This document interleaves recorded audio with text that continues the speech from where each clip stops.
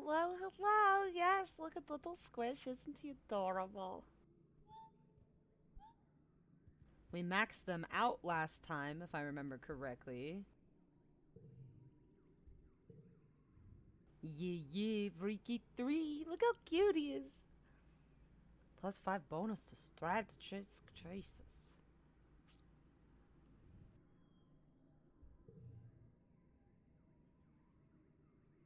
Gosh, we're really high on biology and combat. We only have a few more months left, I think. So,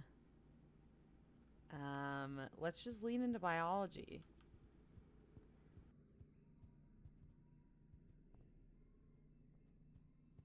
You guys, I also can't believe that Mars, like, got cool.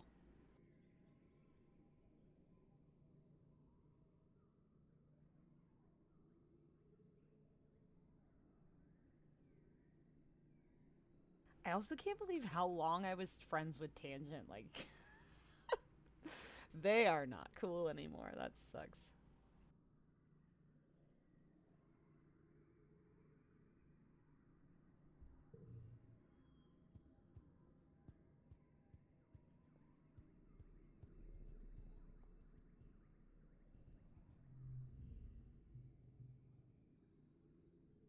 Ah, we've seen this one.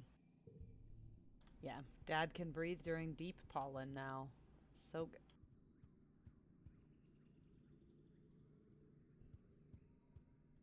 Sorry, my cough is still lingering.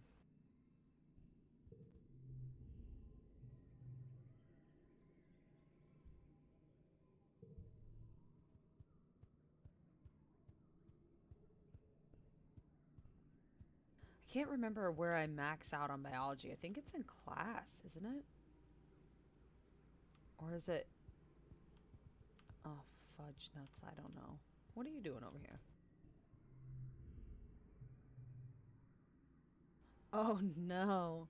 Cal is digging in the garden with even more passion than usual. Stupid soldier assholes, he mutters, throwing weeds into the growing pile. They think they're so important. Well, you know, it's harder to grow stuff than it is to kill it. Not that they would know. He sighs and let himself fall back into the dirt. Just standing around being muscly. God. Honestly, if I looked like him, I would probably do a lot of standing around as well. There's only a war on nature because we keep pissing it off, he says, gesturing to the pile of green weeds. We're an invasive species, literally. We just gotta figure out how our niche in this ecosystem. Oh, I need a biology 8 or greater? Damn it. Well, I can't remember how to get more biology. Is it digging? Fuck. Let's go see.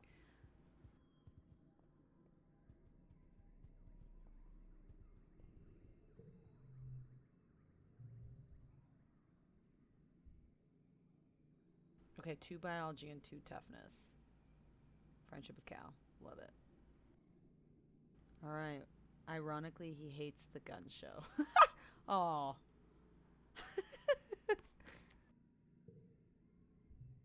It's always warm on Ventuna, but inside the geophonics dome, it's always the perfect temperature.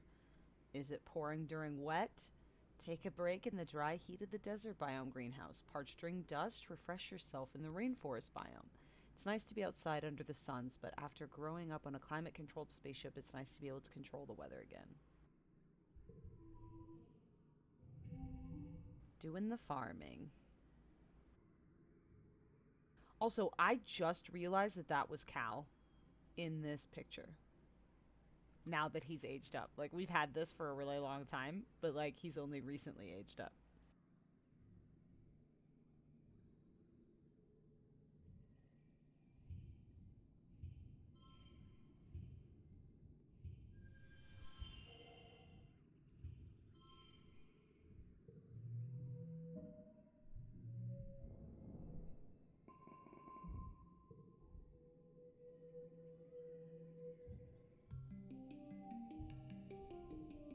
Oh my goodness, late pollen.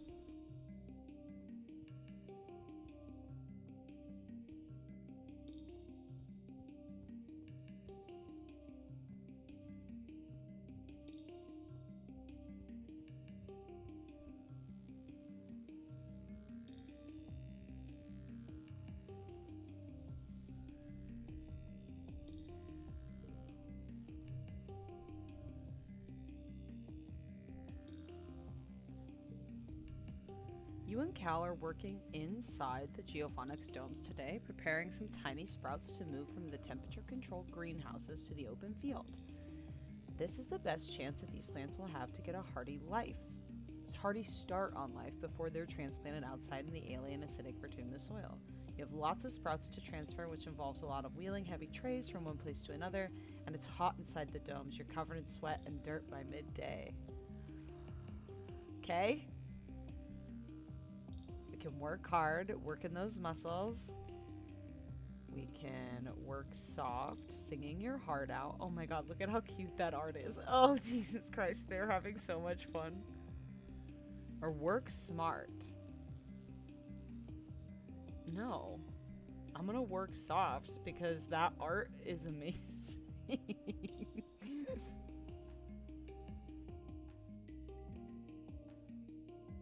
And working hard literally killed my mother. You sing sweetly to the little sprouts as you carefully transfer them into the pots. Maybe it's your imagination, but they look happier somehow. Also, Cal got really mad that last time I pushed myself, and he was like, it's not a competition. Maybe it's your imagination, but they somehow look happier. You catch Cal doing the same thing to his plants. He blushes when you catch him doing it, but he doesn't stop. Oh my god, I love him.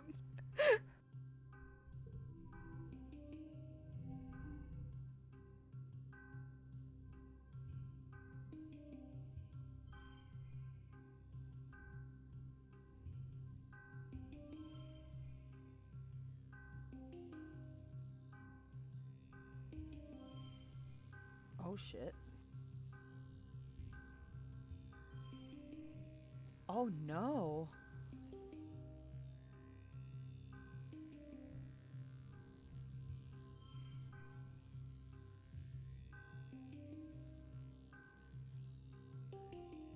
I think I'm gonna have to use a thing.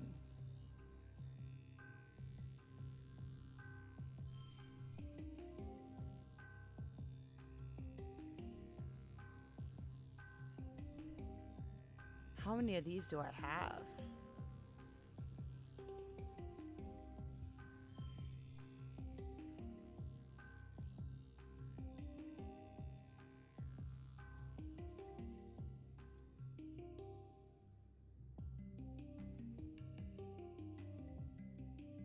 Can't remember how to use them.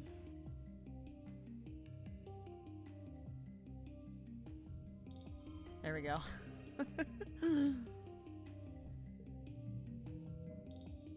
Ooh, that was close.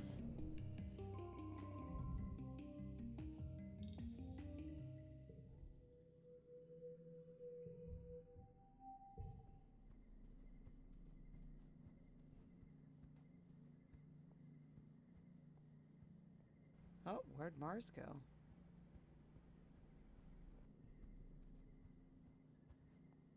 Oh, I bet she's at the top of the stairs.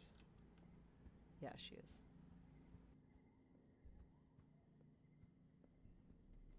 Silly old dust.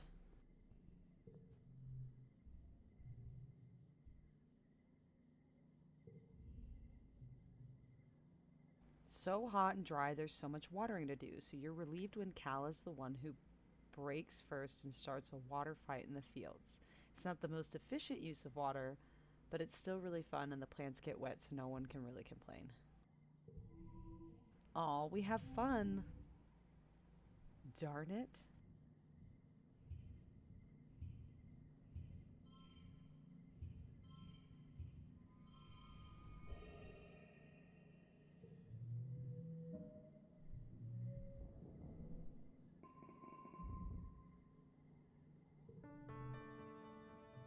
Venturmalia is ushered with a military band. Gross.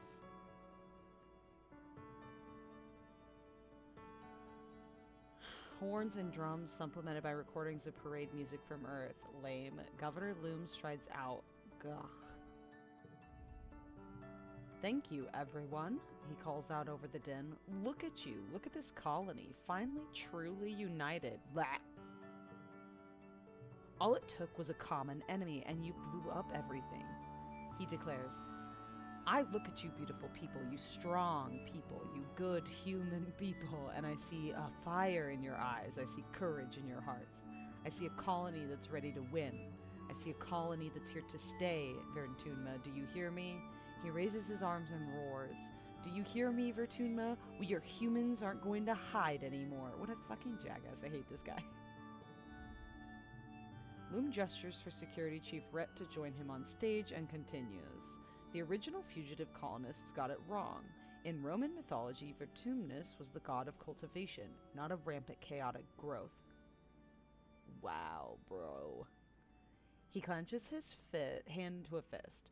We need to clear the field before we can plow it. Vertuna won't be safe for human life until the aliens are eradicated. I'm sorry, what? Rhett crosses his arms and nods in agreement. Loom descends from the stage and does a receiving line of handshakes and fist bumps. In the vacuum left by his presence, Chief Administrator seeks the podium. Ahem, ahem. I want to announce that this will be the last year the festival contest will be held.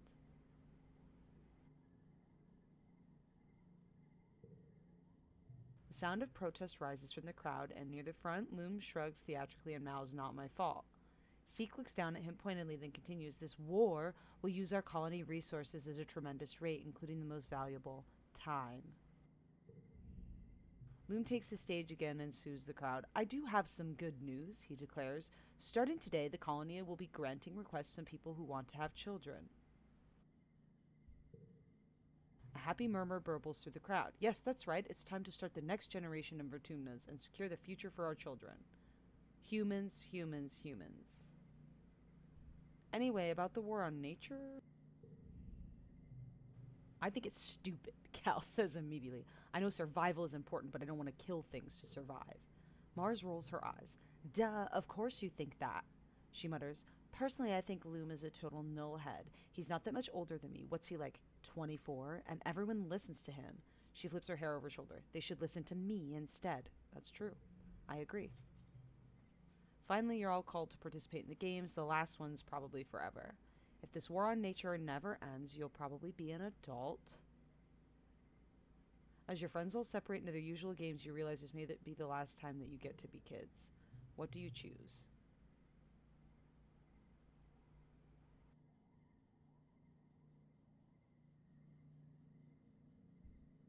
I will not wrestle. I will not. I will skip the games. Oh! You head off to the wall. Dis is already there, having slipped away sometime during the speeches. "I hate this colony," he mutters. "I don't want to live on this planet anymore." After the festivities, everyone is supposed to take a day's vacation. You and your friends relax, but the adults move around the colony like ants in a hive, fortifying the walls and preparing for the human offensive against the planet. Bullshit. I fucking hate that.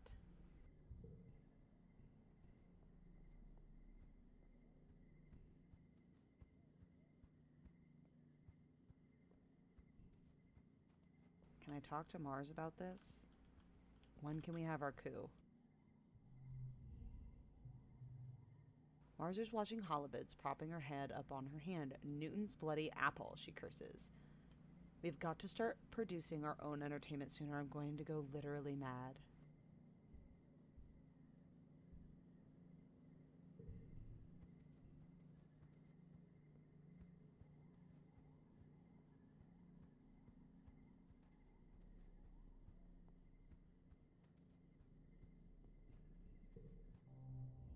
You catch A Money scarfing on some rations outside the garrison. "Took a nap during my lunch break and I ran out of time to eat," she says. "Too much to do." Sure.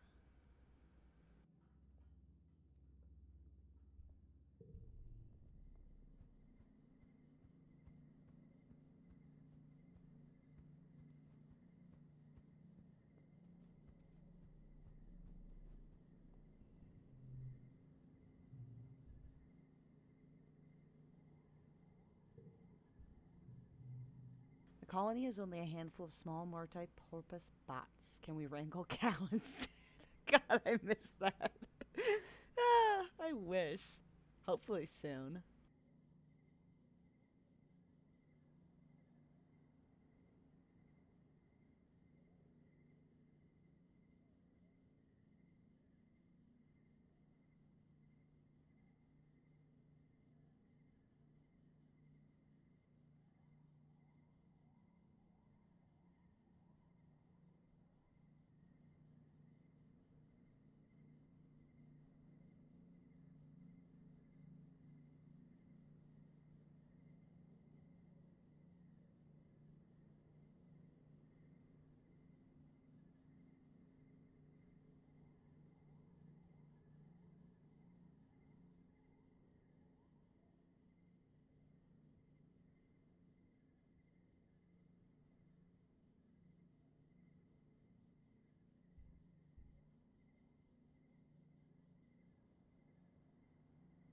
Or A Money. Listen, I have a crush on A Money, but she's kind of a bitch since her brother died.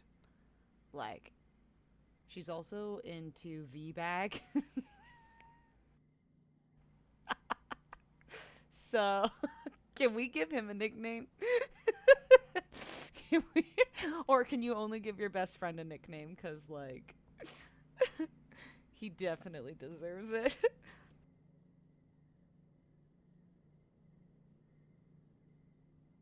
All right, so the multi-purpose bots are helping us water the plants today. I got distracted. I'm sorry.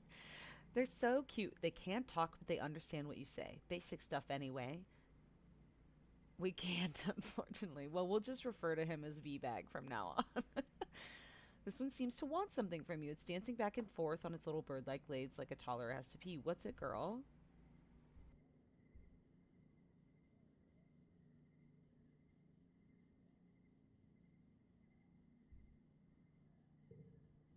Do you want to play fetch? The bot pauses and cocks its body sideways like a dog trying to understand what you're saying. Then it gives a frustrated hop, pointedly looks up at you, then toddles to one of the greenhouses and enters it.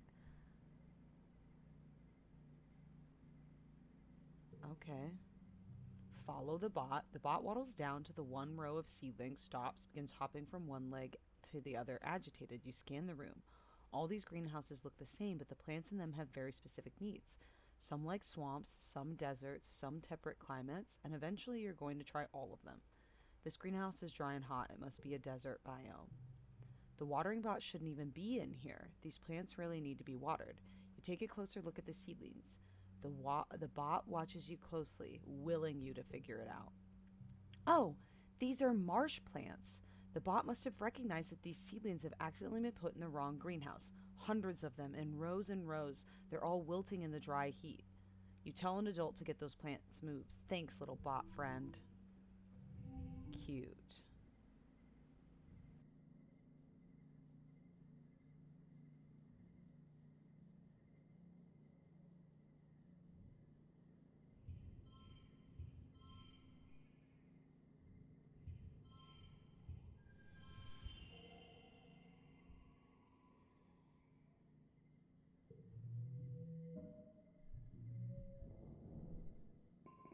Ugh, so close to that max biology.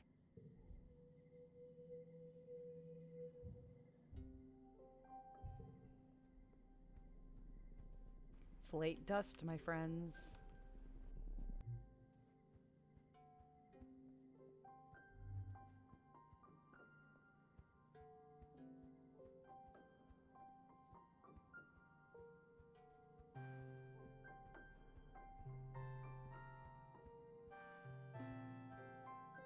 Can't believe how close A Money and I were. Sad.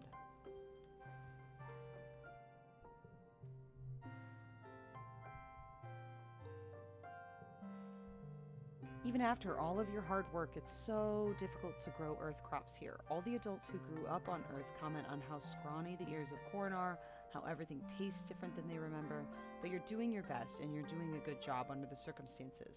It just doesn't mean it's easy.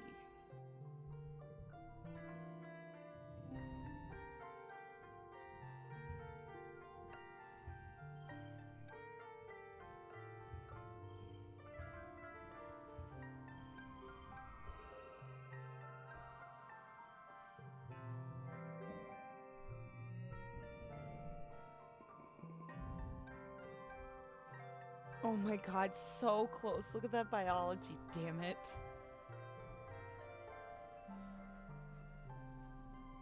Cal.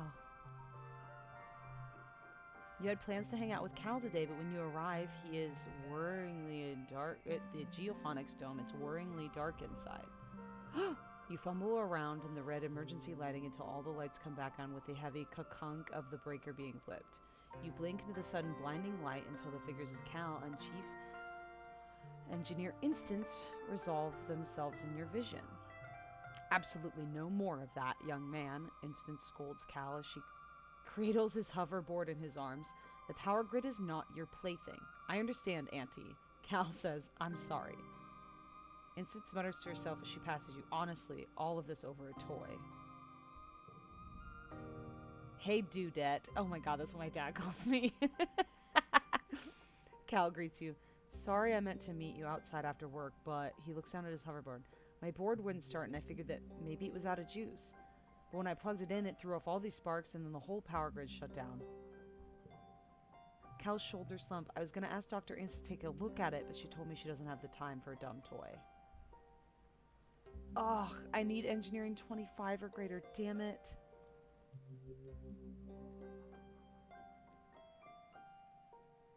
I didn't take enough engineering, Cal. I'm so sorry.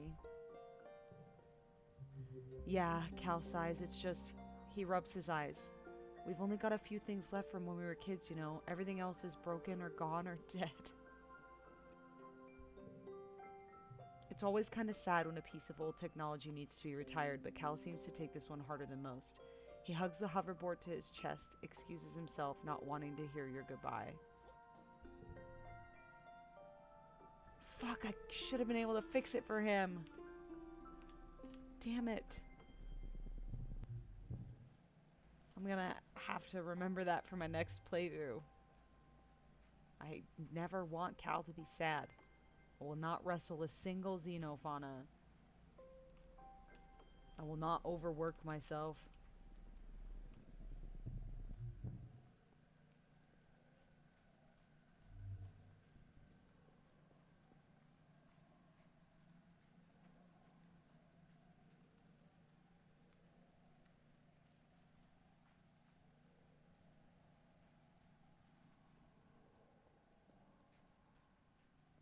There's gotta be something else that gives us biology by like 1 fucking point, right? 2 points.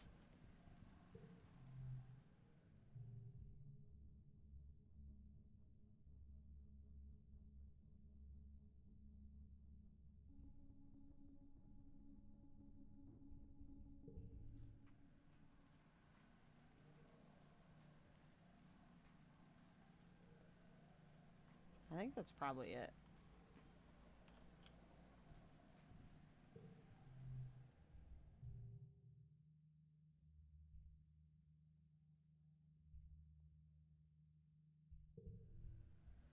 You're gonna have so many goals for next time. Ugh. First goal is to make it so my mom doesn't die.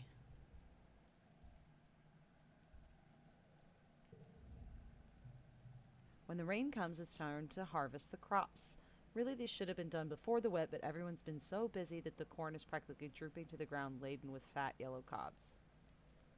That's one of the harder ones. Yeah, I know. It's going to be a struggle to get anything harvested before it rots, but it's up to you, Cal, and the rest of the agriculturists to save this year's harvest. You and Cal look to the field with a growing sense of dread. Cal almost never likes competitive games, but he begrudgingly admits that you both will probably work faster if you pretend to compete to see who has the harvest the most ear of corn. Work with your brawn. Work with your brains. Ooh. I'm gonna use brains.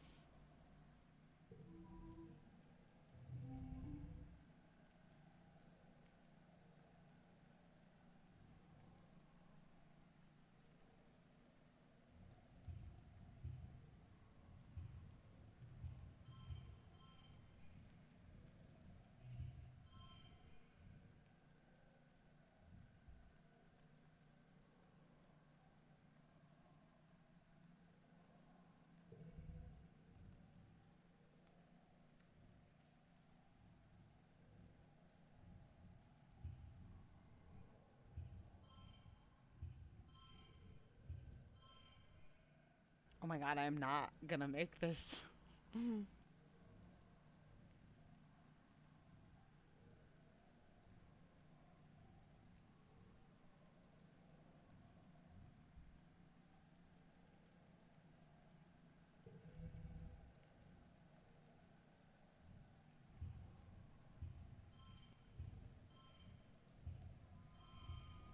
Oh, I did it. Victorious! It only gave me 1 biology point. It should have given me 2. You figure out a way to quickly separate the actual edible part of the corn from the starchy green leaves, while Cal just rips the whole stalk out, roots and all. You remember that the stalk and roots you leave will melt and go gooey over the glow season and serve as fertilizer for next year's crop. He may have worked faster, but Cal will have to haul the stalks back later. Your dad is proud too and slips you some extra kudos for all your effort. There's more where that came from. What a nerd. Okay, there. I was gonna lose it.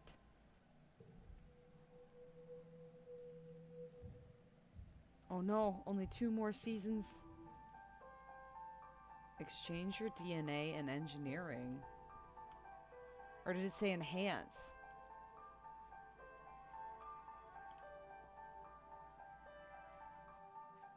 Interesting. So I have eagle eyes, which gave me max perception.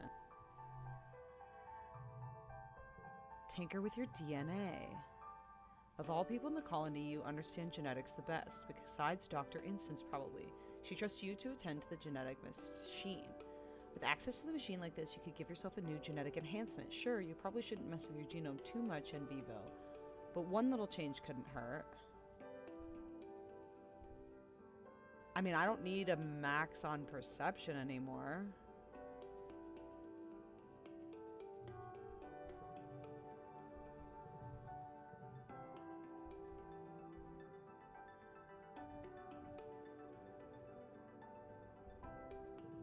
How do you even tell?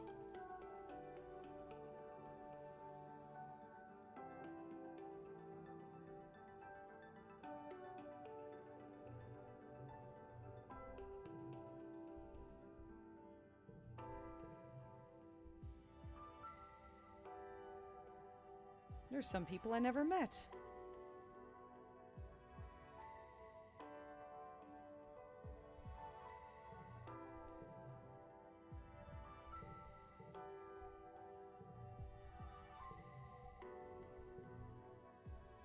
Of course I want to. You decide to install the enhancement. Extra finger. Ugh. No. Absorbent brain. Super strength, +2 for every other card. Calm temperament, -5 stress. I like that.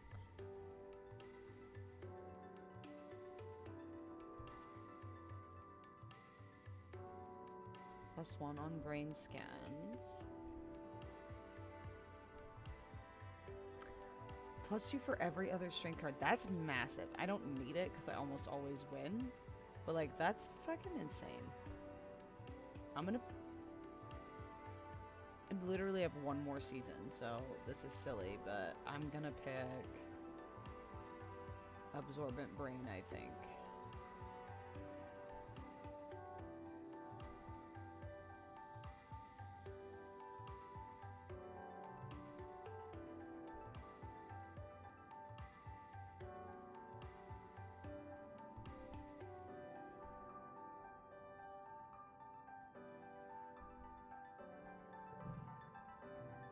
Kids learn fast because their brains are like sponges, but when people get older, they can't absorb as much new stuff. Not for you. You're mostly always learning, and curiosity has no end. It's a tricky process, much more complicated than modifying the malleable stem cells of an embryo. You wouldn't risk doing it again, but this time it works out. Dr. Instance knows what you've done, but you take her silence as tacit approval for your risky experiment. Yikes.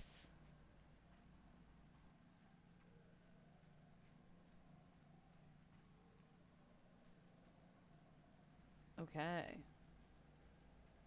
I can't remember how to increase my empathy. Is it working with the children?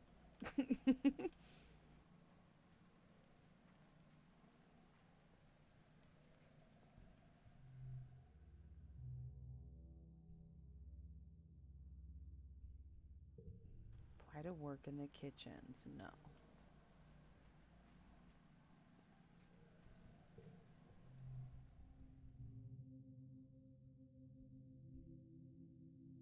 There it is. +3 reasoning. I think yeah, I want empathy or persuasion. Oh, Nami Nami works with the children? Amazing.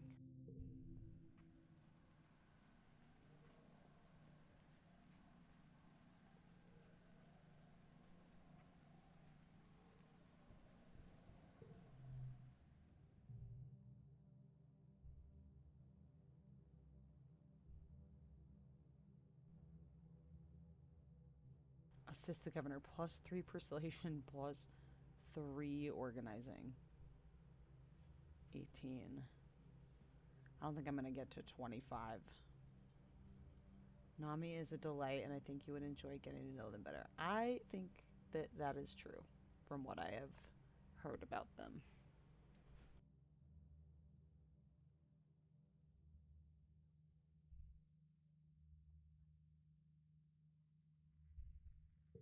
Actually, is that only one empathy to work with children? Gosh. Oh, I need like 2 empathy. Oh, I will get 2 empathy from working with the animals, but I maxed out animals.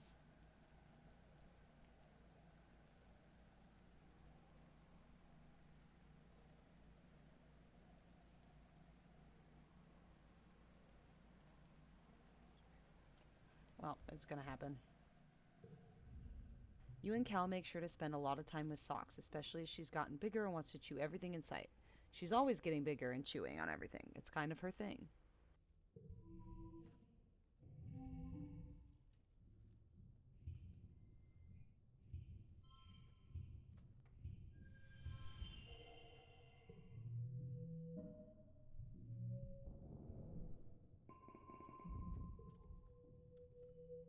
Oh, shit, it wasn't enough empathy.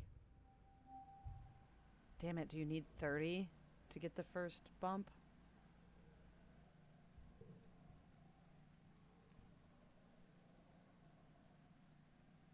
Again.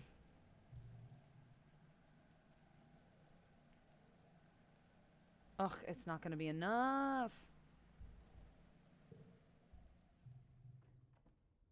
People really don't like to talk about it, but some of the animals on the ranch, they're good eating.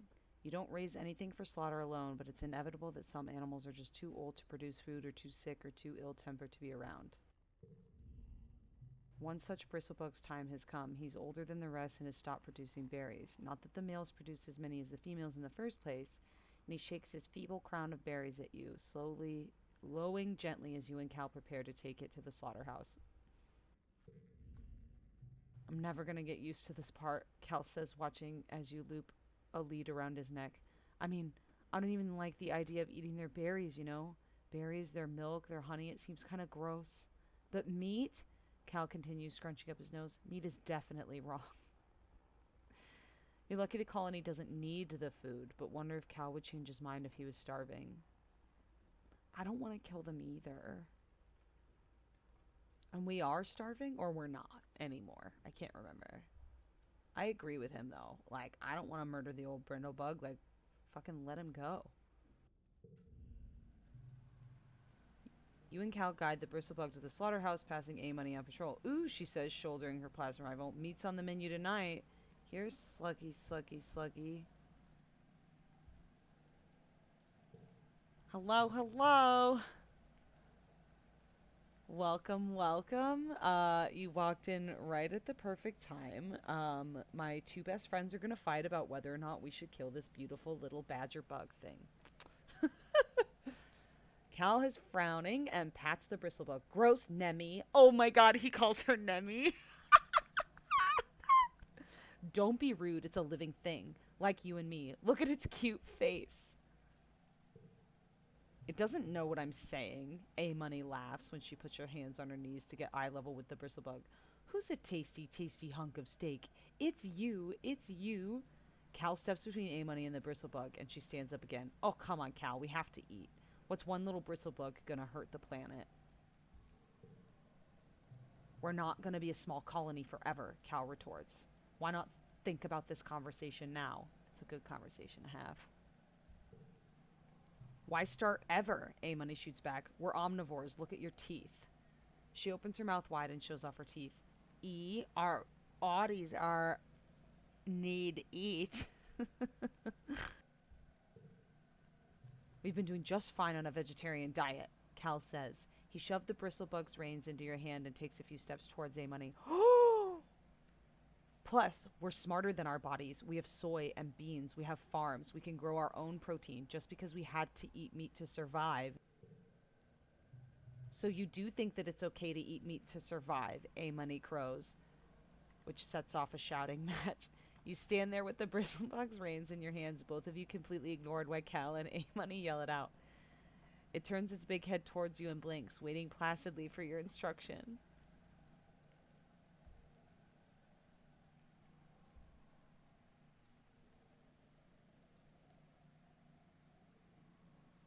Okay, we need to get going. It's gonna piss off everyone.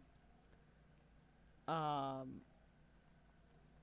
let's just keep him around, or sneak away and release him.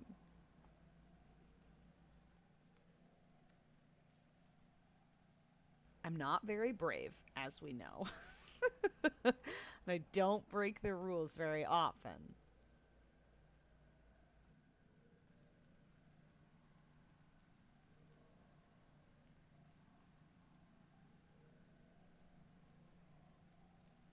But, like, something else is just gonna eat him out there in the wilderness now that he's all old and old man doggy slug thing. And, like, they're pets, basically, so, like, releasing him is also wrong. Yep, I'm just gonna say let's keep him around. Like, he's just doing bug things.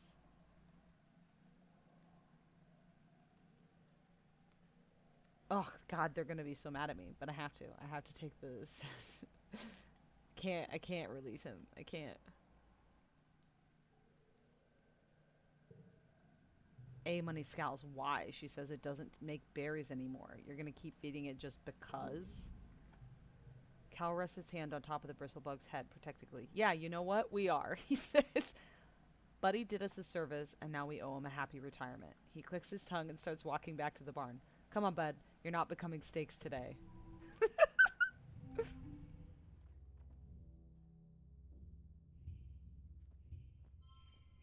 Oh, hold up, a 7? Dang, okay.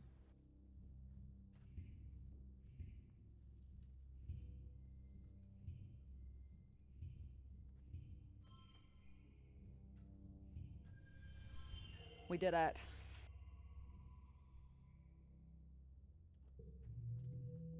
Victorious! Oh my gosh, you guys, that might have been our last thing. Oh, I didn't get enough empathy! Oh, so close.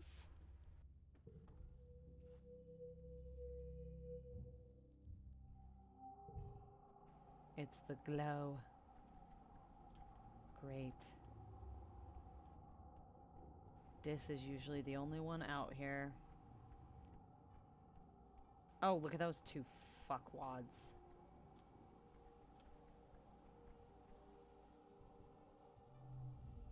Cal is hiding in the shed trying to calm down Sock. Shh, it's okay, girl, he says, stroking her little head. I know glow makes you feel weird. It'll all be over soon. It'll be okay. He shoots you a brave little smile. She always knows when bad things are going to happen. It makes me worried. What are you working on? Cal is looking a little sickly. Well, I found this really pretty flower growing in the garden, but I've never seen it before. You take a look at it and soon begin feeling sick yourself. This plant is radioactive. What? It's radioactive? Cal says, backing up quickly. Good thing you knew that. What do we do? You're not sure, but if you study in Geophonics lab, you might be able to figure out how to neutralize the radiation. You spot your dad standing stock still, his eyes closed and his head tilted to listen. Hey, Gooseberry, he says, recognizing you just from the sound of your footsteps. He says this every year.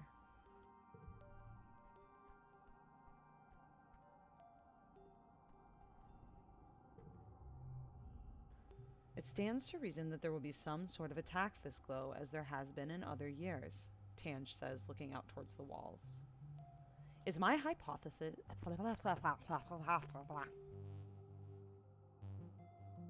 It's my hypothesis that each attack will grow in intensity until we are routed from the planet or become the dominant species.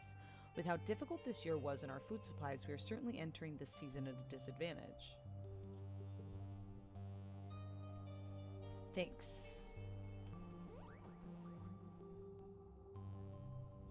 A-Money adjusts the strap on her rifle. Don't worry, Solana, she says with a serious expression. I'll protect you. I I don't need you to. Ah, look. V-Bag is leaning against the wall of the garrison, looking totally relaxed. If the attack last glow was anything to go on, this is going to be a walk in the park. We don't have explosives anymore, you shitwad. Sure, I'm still in training like everyone else, but you're useless. I hate you.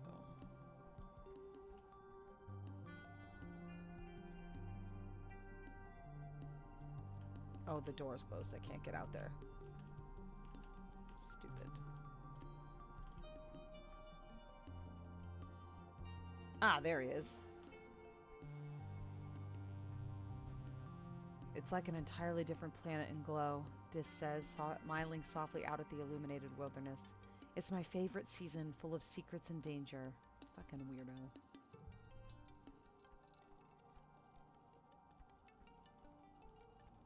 Alright, I'm gonna max out that empathy.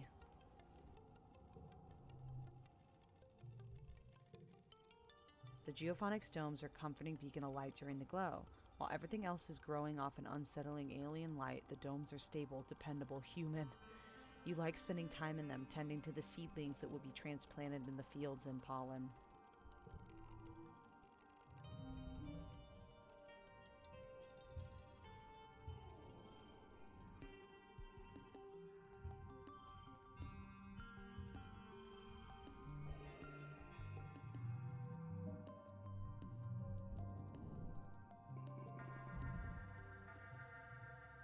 You're just putting your boots on to grab dinner in the lounge when you hear the colony's sirens begin to wail. It's the yearly attack. Ugh, they couldn't have waited until you at least ate dinner. Rude. Outside your window, you watch the colony defense begin to mobilize. Your hollow palm chimes in with the usual reminders of civilian colonists. This is the first year I haven't had the option to go and help. I'm hiding in my rooms. Governor Loom is so confident in the colony's defense these days that there aren't even designated emergency shelters, so your room is the safest place to be. Ugh. You post up in bed and scroll through Congruence's media library, intending to wait out the attack. You wait a long time. The sounds of fighting don't cease for hours, long past dinner time and well into the evening, and even past the usual changing of the guard. From your window you can see plasma fire atop the walls and the steady pew-pew-pew of the laser turrets, bright flashes fighting back the gloom of the glow. You want to stay up, but eventually it gets so late that you force yourself to sleep. Oh, fuck, I forgot we have fucking bullshit nightmare dreams, don't we? After a fretful rest, you wake up to the realization that the colony is still under attack. In the perpetual twilight of the glow, it's hard to tell the time, but your growling stomach knows. It's well past breakfast and you missed dinner last night. While you're deciding what to do, your holopon chimes with a priority video announcement. Governor Loom appears on your holopon, looking surprisingly well groomed. Good morning, Vertunma, he says with a calm smile. As you may know, the colony is still engaged in battle against the alien threat. The walls are holding strong and our soldiers keep mowing these Xenos down, but there is no sign of stopping yet. All non-combatant personnel are to continue to shelter in place while our brave soldiers defend the colony. Non-essential work is suspended. Meals and other supplies will be brought door to door. He clenched his fist. Stay strong, Vertunma. We'll weather this siege together.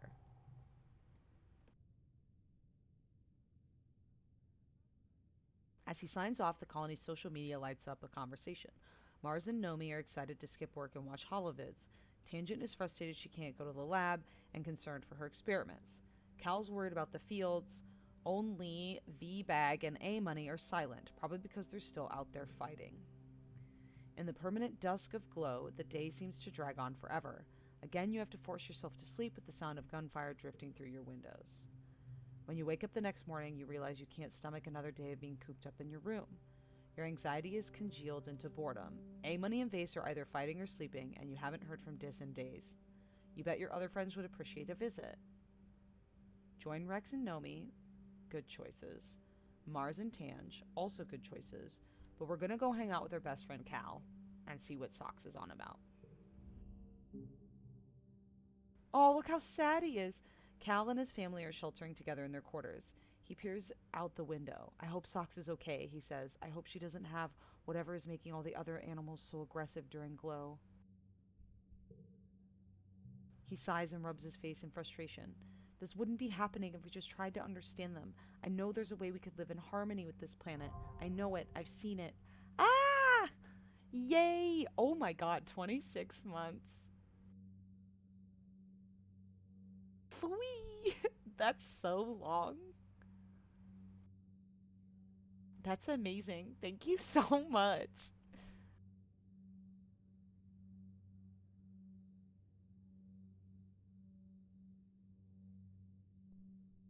6 hearts for 26.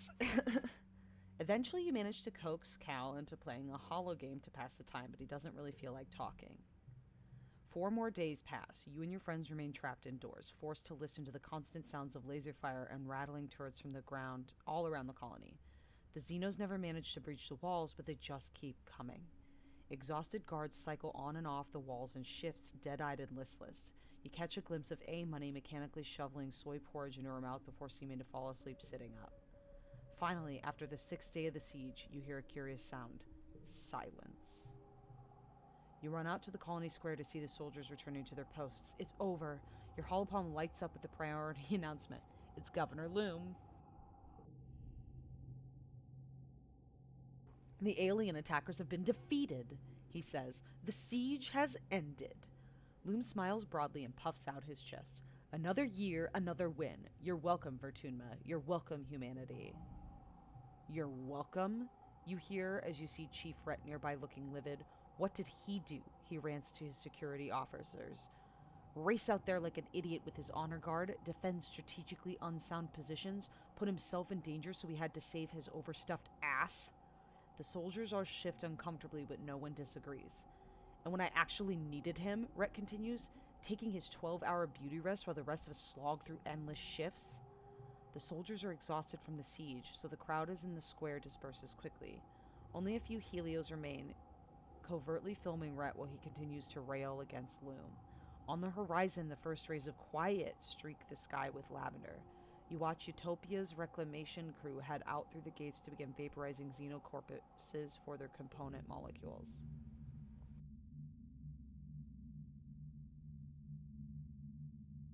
Look at the scary fucking this bullshit. That night you have terrible dreams. You imagine that you're sieging the colony, that you're a creature crawling in the mud on your belly, the ozone crackle of plast fire arcing overhead. With your taloned claws you rip into the walls like they're made of clay, stuffing choking handfuls of it in your mouth. In the moment of lucidity you try to pull the clay out of your throat, but no matter how hard you pull, it never ends. You jolt awake when you realize you've been pulling your own guts out of your throat. It was just a dream. You're shaking and coated in a film of terror sweat, your heart pounding. You don't find sleep again before heartbreak, or daybreak.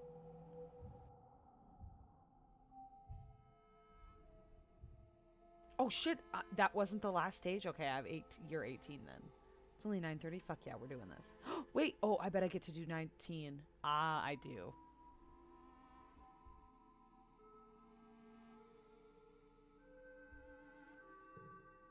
Well, I was sitting here just absolutely fucking chugging along. I should have been. I'll go hang out with Nomi. You're looking around for Cal when you overhear him just around the other side of the geophonic stone. For the last time, leave me alone. This doesn't sound good. Oh, fuck. You get closer and find Cal facing down Rhett and fucking V-Bag.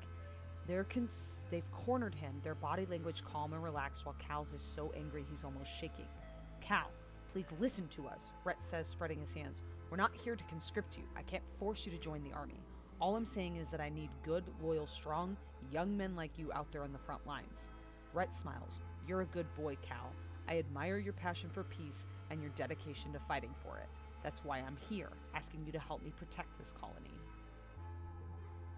Protect the colony? Cal spits.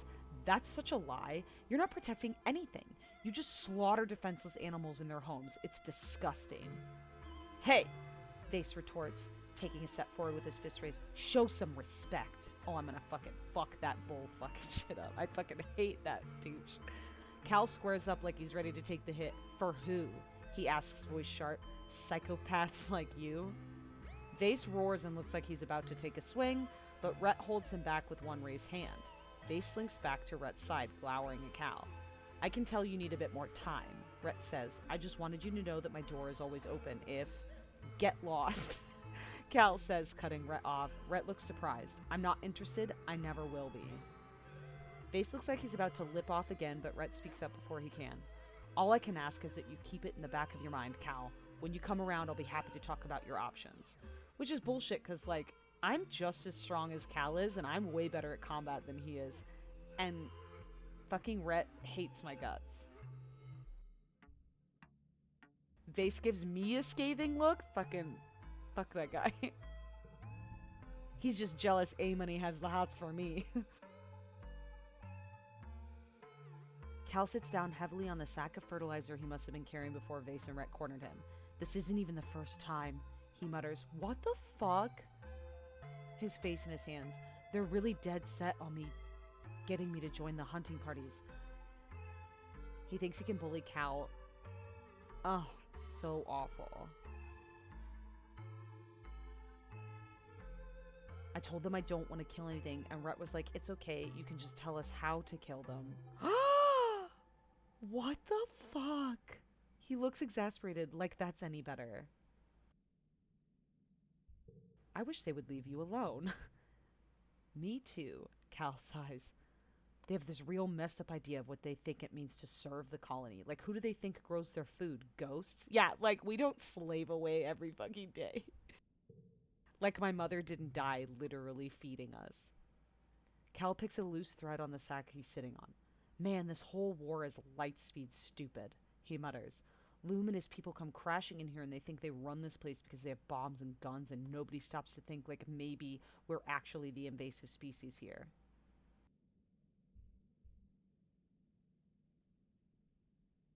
What do you propose we do about it, though?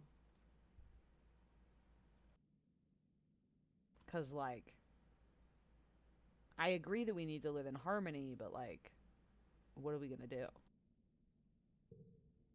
I don't know, man. I'm just a farmer, Cal says. But even I know there's got to be a better way than this. He runs his hands through his hair. There has to be a way to live in harmony. You're right. We just have to find it. I'm glad you agree, Cal says. I just feel like we just showed up and plopped ourselves right in the middle of a food web. Cal continues. And we didn't even think for a second about the chaos that would cause the ecosystem. We owe it to this planet to do our best to understand. Cal's shoulders slump in a sigh, and he pushes himself to his feet. Man, I wish I could still talk about this stuff with an enemy, he says, slinging the sack of fertilizer over his broad shoulders again. You can see why Rhett wanted to get him into the defense of the Force so badly. I can see a lot more than that, I'm gonna be real honest.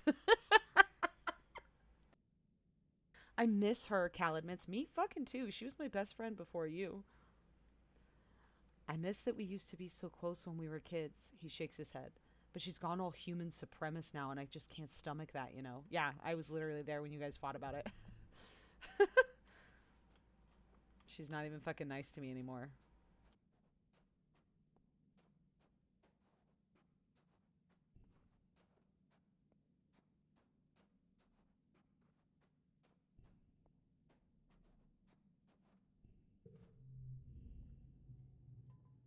Oh my god. Ace breaks formation with the rest of the squad and jogs over. What's up, Solana? He says, wiping his forehead. Does someone need me? Oh. Wow. That's so much. That's so... Oh, bro.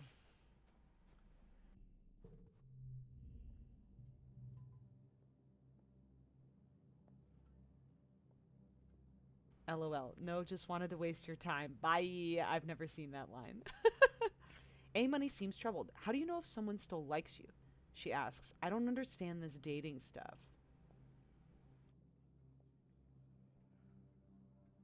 Um,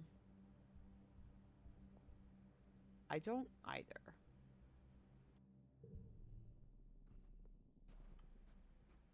Be real honest.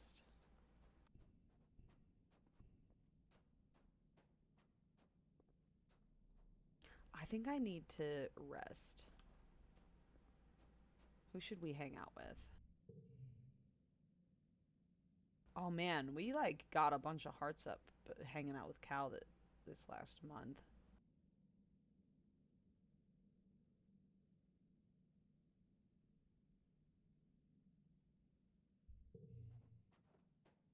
I can never remember all of the options to relax. I know I can hang out in the walls with Dis.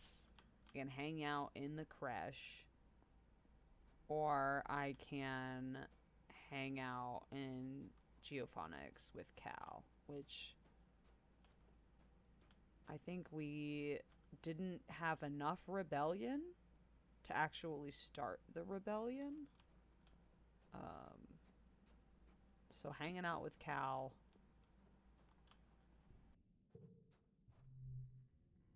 feels like a good and a bad idea. I think that's all of them. Oh, okay, that's a lot still. Glad I didn't forget any. I love this silly fucking Polony Snow shit. So good. Okay.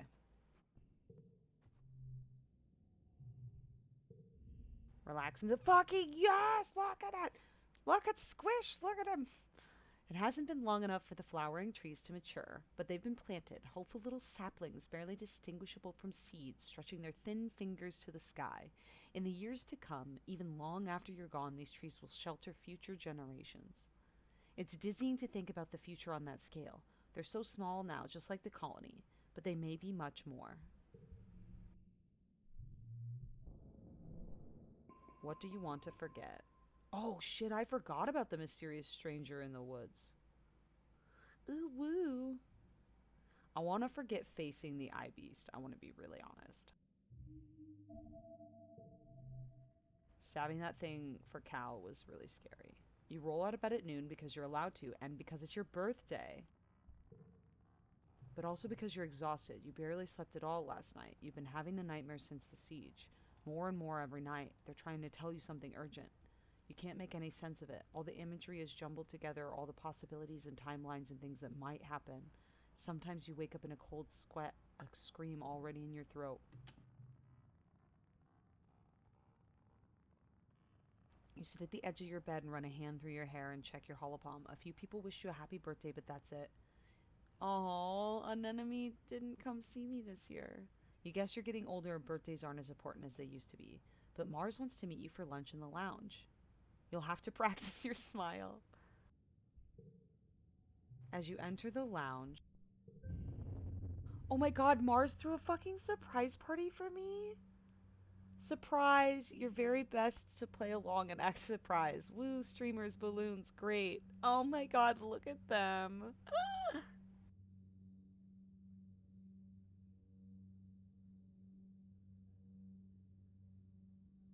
Screenshot. All of your friends are standing around wearing goofy hats and clapping. Nomi is holding a bunch of balloons larger than they are, and Rex is wearing a cute little waiter's outfit and a bow tie. You accept their hugs and birthday wishes, trying to hide your exhaustion and demurring with a few pointed, all this for me you shouldn't have, no really. Rex wanders around with a tray full of little snacks, offering them to everyone with a vampy accent and a silly, airheaded giggle. The goofball act chips away at the natural awkwardness of a surprise party. That is the first 5 minutes after everyone shouts surprise, and soon everyone is laughing and enjoying themselves.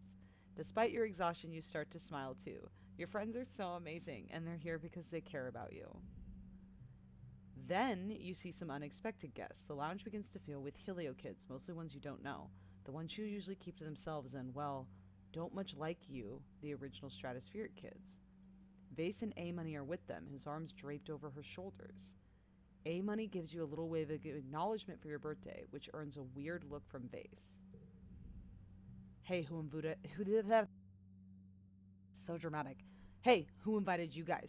Cal said, stepping forward with his hands clenched. This is a private party. It's a public lounge, Vase replies. We can sit wherever we want. Cal stomps right up to the midst of the Helios. You guys just think that because you fell out of the sky, you're the wormhole's gift to Fortuna, he spits out. We don't need you. We never needed you. All you do is make things worse, like this party. You've rarely seen Cal so ready for a fight. He doesn't seem to care that the body language of the Helio kids has changed from cocky to dangerous. You're just a bunch of fascists, Cal continues. You and Loom. The lounge erupts, chairs screeching across the floor as Helios jump to their feet, yelling at Cal, calling the colony illegal and Cal a fugitive. They jostle him around, but Cal plants his feet and stands his ground. You hear a bottle breaking and see someone advancing on Cal.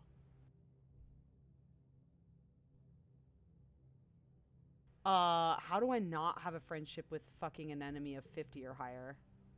Oh my fucking god. Are you fucking kidding me? 48?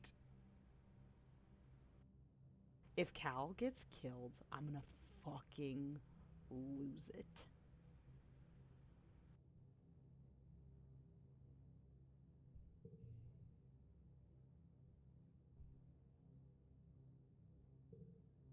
Your voice is drowned out by their argument. Someone throws a punch and it's all chaos.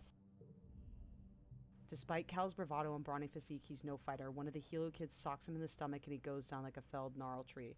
Rex throws himself between Cal and his assailants, catching a few nicks on Cal's behalf before the Helios get tired and leave, with a few parting shots of Cal's alleged romantic interactions with the float cows. Face doesn't get involved, but he doesn't stop them either. He's the last to leave the lounge, staring hard at Rex before smirking and turning away. Rex helps Cal to his feet. First time, huh? He says, oh, it's so sad. It's almost like Vase alienated the fuck out of all of her friends and stalled your friendship. Don't worry, they probably got it out of their system. Good on you for sticking up for yourself. A-Money lingers in the distance, clearly angry at Cal, but feeling bad about the fight. Get the fuck out here, A-Money. Well, Mars exclaims, clapping her hands. That was enough excitement, I think. Let's move to the important part, cake and presents. Under Mars's skillful party hosting hand, the mood shifts back to festive. You enjoy your presents and your cake, but tensions boiling over like that is a bad omen for the rest of the year.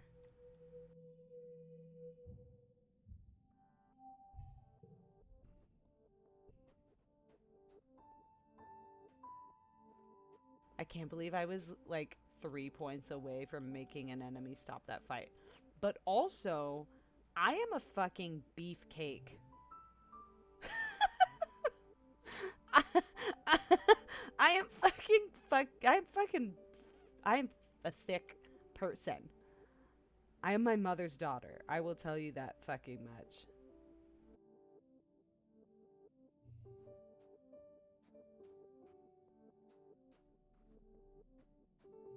Oh, I'm fucking peeved.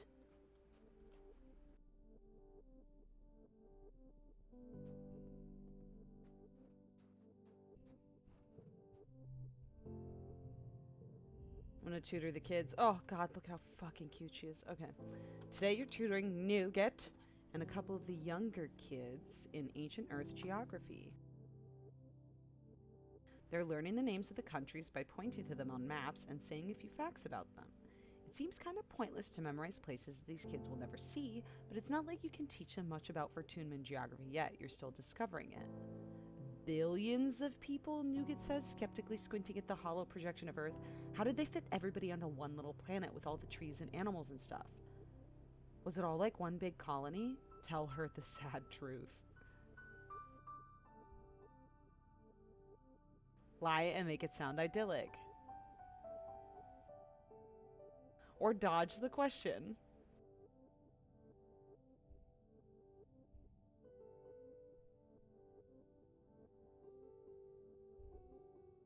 Telling a gentle lie.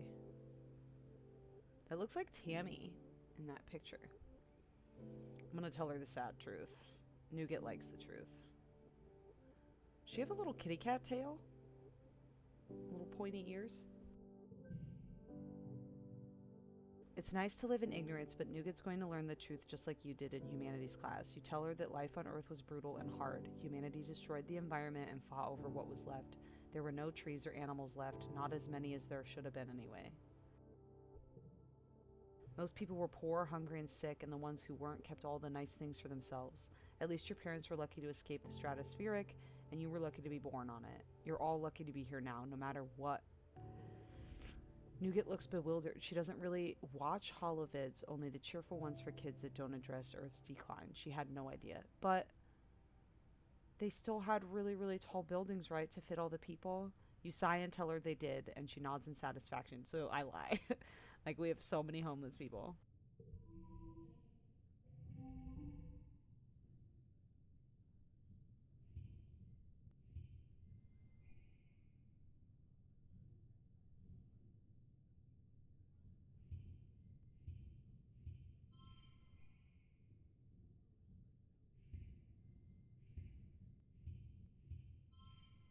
balls.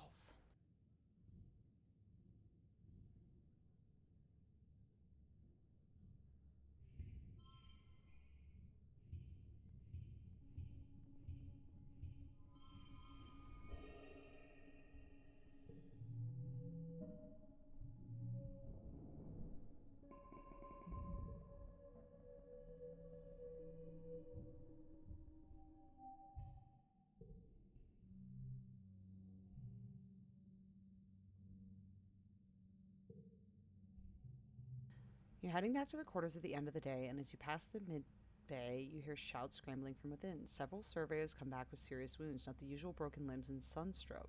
One of them is holding a towel on her own leg, staunching blood from a massive animal bite. Another looks nearly blinded from acid. Help in the med bay. Gosh, it's a good thing you were here. Triaging and getting the most badly wounded into medbed was difficult, and others need traditional medical attention while they wait. It's hectic, stressful work, but you're able to keep your head and provide assistance. Good work in there, Solana, Chief Engineer Instant says. You know, with how the colony's grown, I could use an assistant nurse in here, someone that I can trust to take care of things while I'm working in the lab. Come back next month and give me a hand if you're interested. Oh, sick.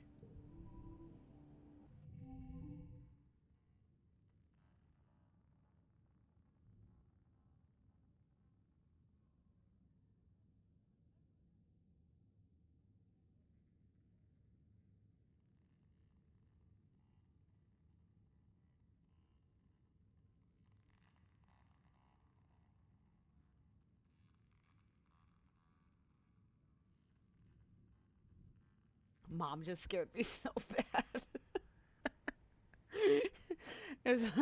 Ugh. All right, where was I? Tutoring. Okay.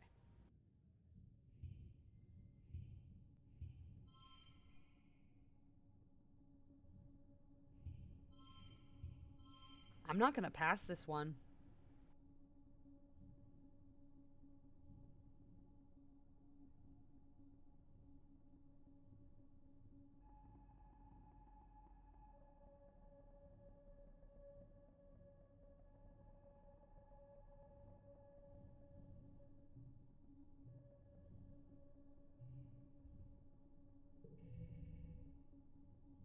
Okay.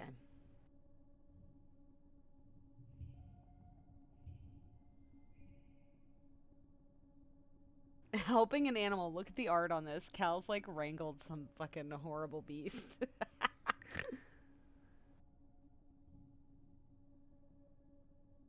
Oh no, Nomi's crying.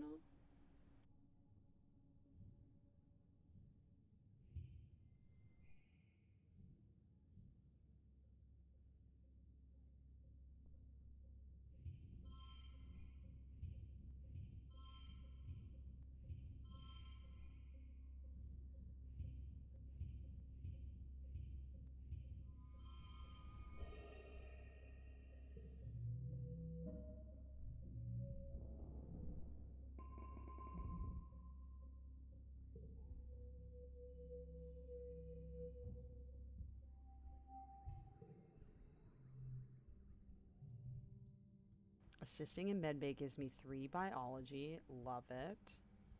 Sad I'm maxed already, but 3 empathy? Shit. I'd have loved to have done that one. We're gonna keep doing teaching the children. Nami Nami needs help studying for the physics class. They have this idea that they want to be an engineer when they grow up because they like robots and holograms, but they're having trouble actually learning any engineering. Nomi pulls up a practice test in their holopalm. The Earth textbooks are full of this kind of dull rote learning, useful only for finding gaps in your knowledge. For Nomi know that gap seems to be everything. Their hoodie is so cute. Ugh, I'm hopeless at this, they exclaim, tugging on the ends of their asymmetrical haircut. There's just so many numbers and formulas, I don't know where I'm going to be. So much math and engineering. Boo. Same. All I have to figure out is what I'm going to do for my project, they continue. All I want to do is code a chatbot, Solana. Next week, how do I get there from there? Only 20% correct. Oh no, some of their answers are embarrassing, super wrong too. Nomi's final project is due next week, and you have to crunch a whole course load into their head and leave them enough time to write their bot. Can you do it? Yeah, if we cheat. No way. Sad. You cram with Nomi for hours, but they end, you're only both more fatigued and discouraged. There's just so much to learn, they groan. Maybe I'm just not cut out to be an engineer. Maybe there's something else I could do, something that doesn't use so much math. Yeah.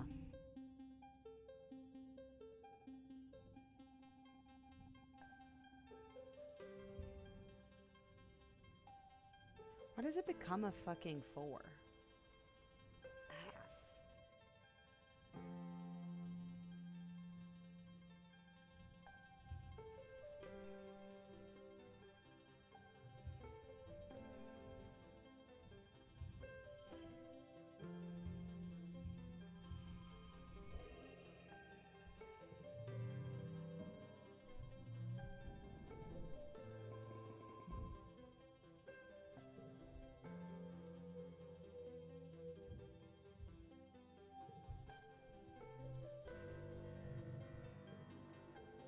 You tutor the younger kids on map making, and then the field trip to meet the surveyors and ask questions about orienting. Some of these kids are growing up to join expeditions one day.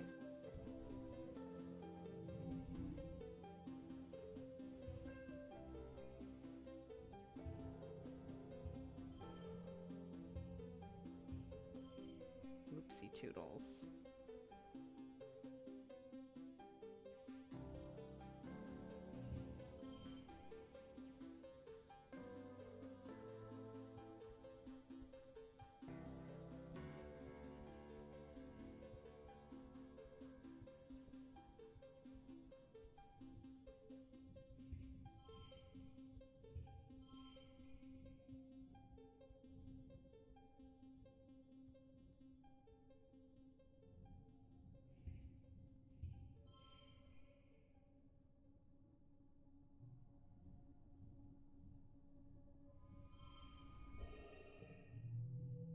Victorious!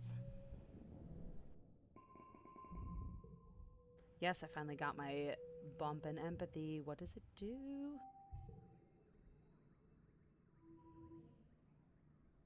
Pay to remove cards in the quarter spa. What? Remove cards from what? My...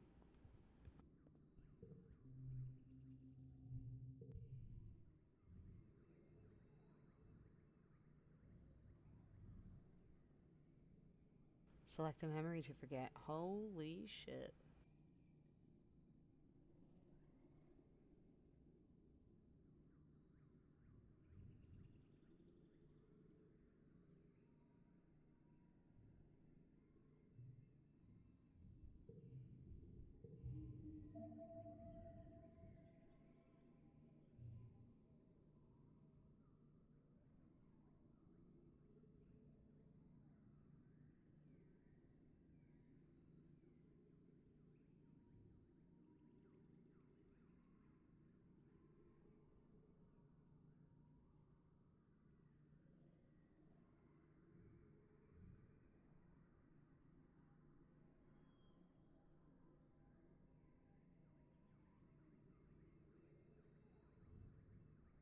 Just forget crawling.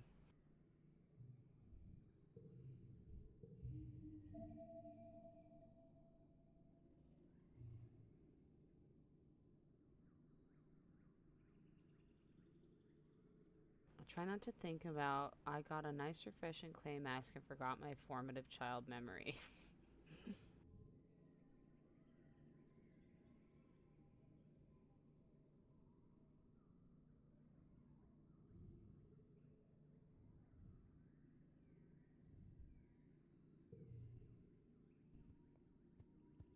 Okay, well, shit. The other stuff, I'm close. I could do 1, 2, 3, 4, 5, 6. 6 more things. So I could probably max out my toughness or my combat. It looks like I'm pretty good at getting my reasoning up. Because of that fucking tutoring's like 3 reasoning.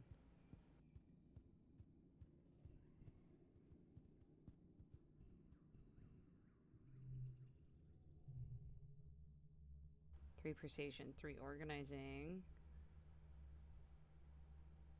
Ugh. I've ignored persuasion this entire game. Why would I start giving a fuck now? I wish I knew how many points my formative memories were worth. Oh, shit.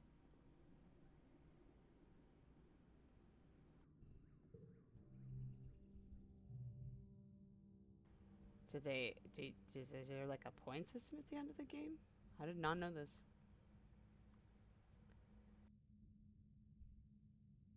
Yeah, 3 reasoning. That's so much reasoning.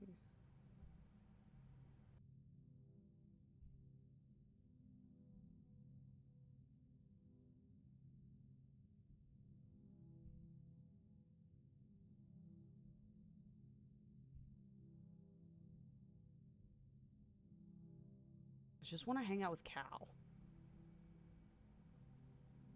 Can I just hang out with Cal and not get my stats up anymore?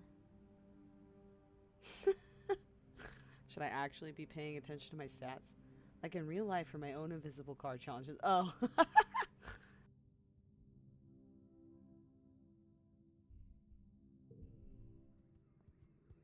Like I can just like max out my friendship with Cal. Ugh, I didn't know my friendship with fucking an enemy was gonna end up needing to be fucking necessary. You come across A Money sitting just on the bench, her rifle slung across her knees, and she stares in the middle distance. She snaps to attention when she sees you. Hey, Solana, what do you need?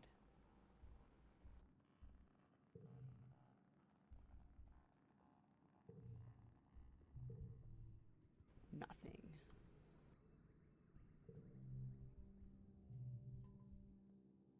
Guard duty gives me 3 combat and bravery. Lame. 77. I don't think I'm gonna make 100 in time. 78.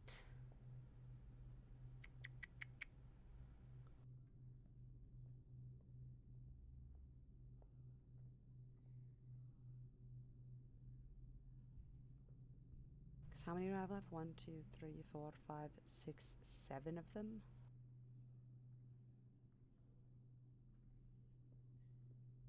Yeah, that would only give me 18 points. It's not enough. It's not enough.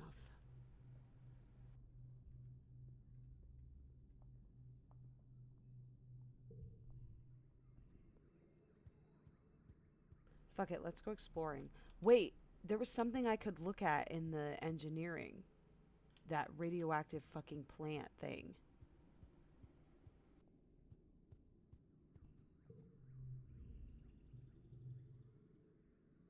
Jeez Louise. Oh fuck, my reasoning got high enough I could study with tangent.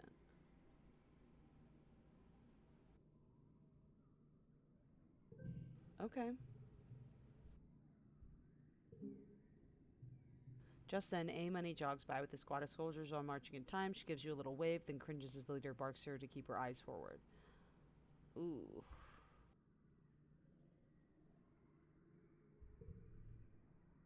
A Money's trying so hard to be my friend. And it's almost sad. How can I can't remember.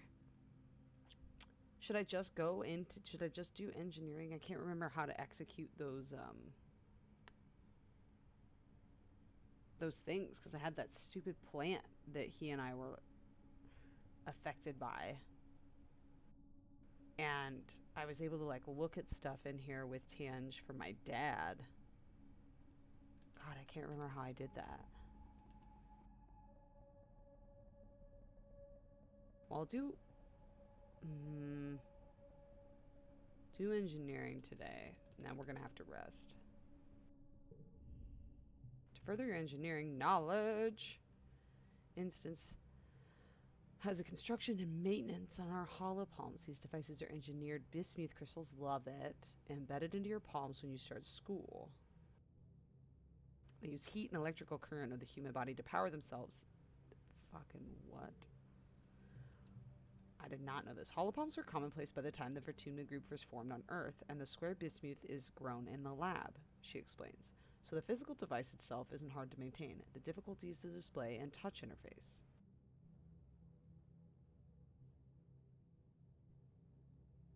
Instance opens her holopalm, displaying a visible projected screen floating above it.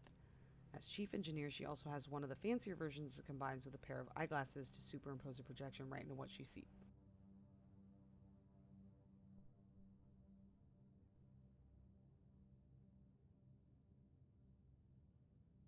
Can't kick this cough, you guys. The interface relies on a plasma voxel generator. Jesus fucking Christ, I'm not reading that. Tange raises her hand. Is it possible to hack these devices? If the biological electronic interface is so thin, is it possible to hack the human body? In a way, we've already begun to hack the human body, Instance replies. What do you call gentech? Everything the body does is capable. Depends on 4 nucleobases of different configurations. It's no different than confluence. Congruence, Cheese Louise. Genetic enhancements, super hearing, sight, temperature regulation, all present in the human genome, unlocked by the powers of science. Try to remove your holopalm. Why?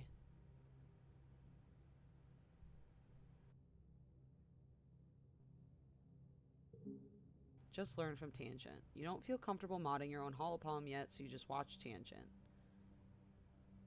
Cute. She's hesitant but relaxes after she realizes that you're not here to judge her. You learn a lot from her. She can be so nice as long as you don't ask too many dumb questions. Yeah, she's also a fucking psycho and kind of a bitch.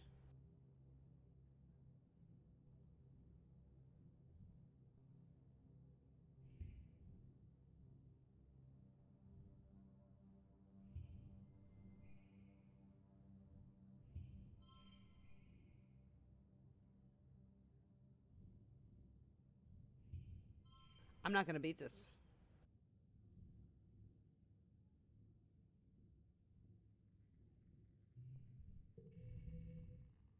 Okay, maybe I will.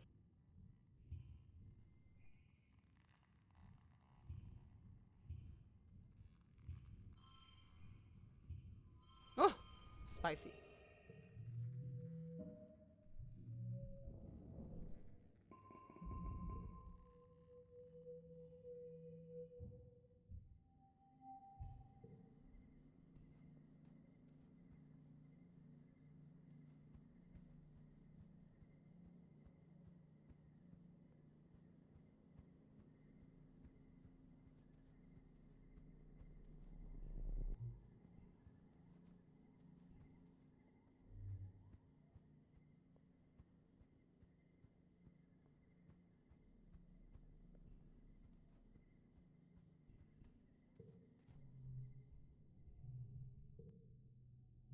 You do some work with the construction crew this week, observing how they use congruence in their holoprojectors to plan, build, and repair the colony. The foreman walks through the projections literally and points out various architectural details adapted to life on Fortuna, like canopies over windows to keep the temperature down.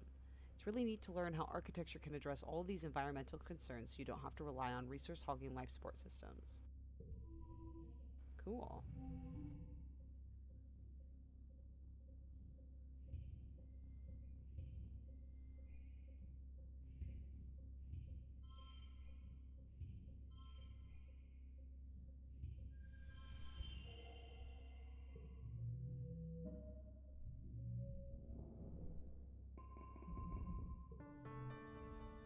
This year, Governor Loom's ascension to Vertuma stage is heralded by the entire military band, their instruments shiny and nano-printed new. What the fuck? What a goddamn waste. They march over command in formations, splitting and forming a phalanx at the foot of the stage as Loom takes his place before you. Spotlights turn onto the heavy kakunk noises, illuminating Loom in a halo of floating dust particles. He spreads his arms wide. Hello, Vertunma, his voice booms over the speakers. I didn't know I was gonna miss etiquette, I'm gonna be really honest. Are we winning, or what? The reaction is mixed. You look around and it's easy to see the ones who are cheering the loudest are Helios and the people who fully adopted the mentality like A-Money. The Stratos are more reserved, some even silent. Security Chief Rhett is one of them, his usual stony expression hiding his true feelings. Regardless, there's enough cheering that Loom has to wait for it to die down before he continues. We're killing it out there, people, he exclaims. Every day, we claw a little more territory from the savage aliens of this planet. A Watado pod arcs through the air and lands in a broken splat at Loom's feet, splattering him with juice. You don't see who threw it. Oh my god. But the faction from Geophonics is looking restless. They begin to jeer and stomp their feet. Loom continues on, raising his fist. Those Xenos attacked us first, and now they're learning, don't mess with humankind. The crowd is now evenly split between cheering and booing. The Stratos are agitated, and you hear calls for things to return to how they were, and how Loom and his soldiers are killing the planet. Even the council lined up before the stage and facing the crowd looks conflicted. We left Earth to get away from this shit, your dad shouts, and you turn to him in surprise. He rarely swears. Now look at us. We're back to where we started, fighting each other on a planet. We brought it with us. Utopia hops on stage and routes her own here speak through the speakers. He's lying, she yells bitterly. This year we lost 2 surveyors in the swamps, Sorrel and Queenie. They'd be alive today if Loom hadn't sent them to clear out a manticore den for no good reason. She slams her fingers against the governor's chest. The only threat to our colony here is you. Loom's smile doesn't change, but his eyes go cold. He snatches Utopia's hand and calmly, slowly crushes her holopalm crystal with his thumb. You can hear the crunch of bones in her hand as her feed cuts out. Utopia yells as her knees buckle with the pain, her bravado gone. She holds her broken hand to her chest, still too shocked to resist, and Loom shoves her off the stage.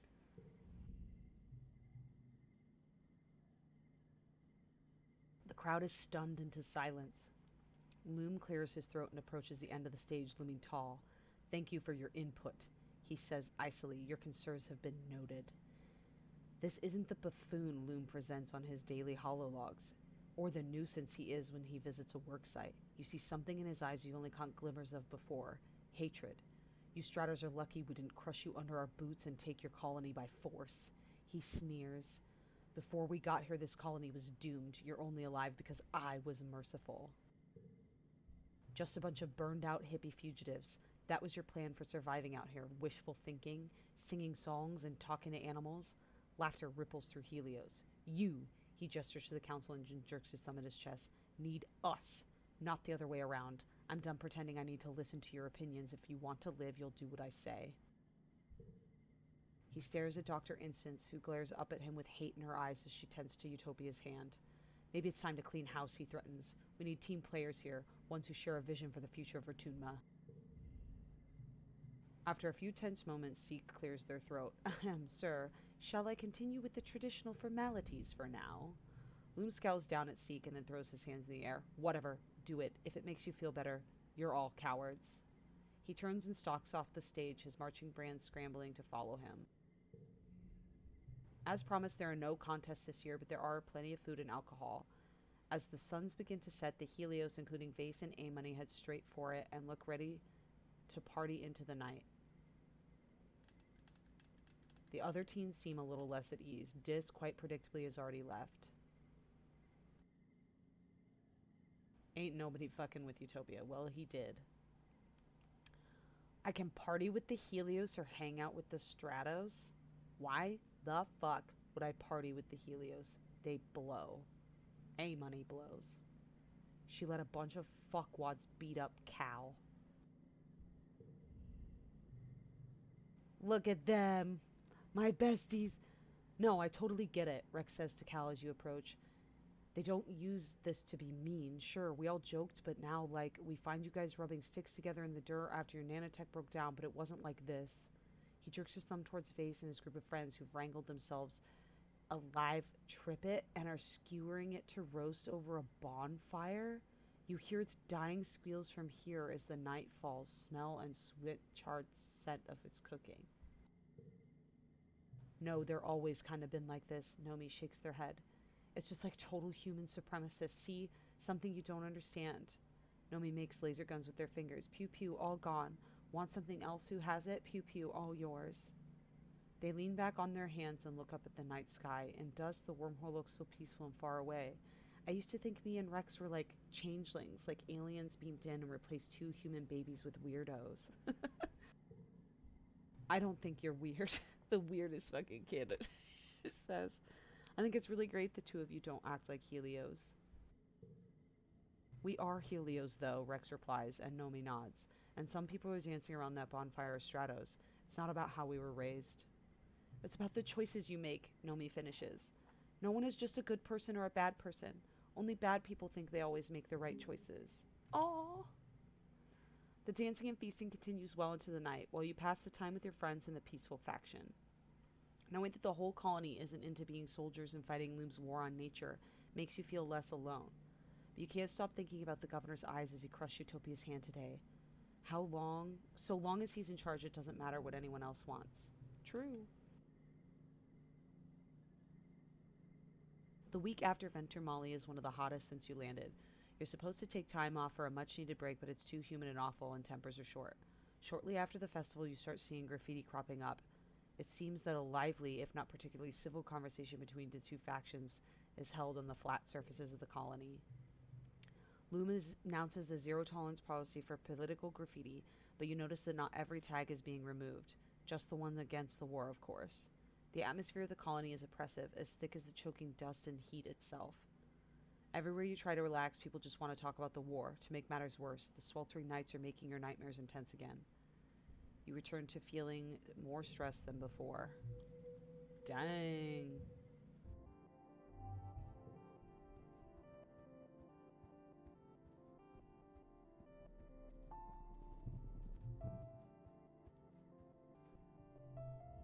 You find Nami Nami in the lounge, flanked by two holoscreens and doodling in a sketchbook with real paper. One holoscreen is playing an animated kids show, while the other is a wall of text that looks like it might be a translation guide of something. Nomi's attention moves between the three easily. When they see you, they jump and quickly close their holoscreen, sitting up straight and clutching their sketchbook to their chest. Oh, hi, Solana, they giggle, rubbing the back of their head charmingly. How you doing? It's okay, you can watch cartoons in here. Is that in a different language? Well, yeah, Nomi says, wrinkling their nose. It's better than the original language, but the subtitles don't tell the whole story either. Nomi sets the sketchbook aside and looks around conspiratorially. I thought we were just gonna bust me for jailbreaking my holopad, they said. All the Helio kids have restrictions on what we can watch and for how long, but you guys have so many more cartoons than we had. Nomi throws the arms in the air, like, what first season of Turbo Girl Hyperjet Transform? What?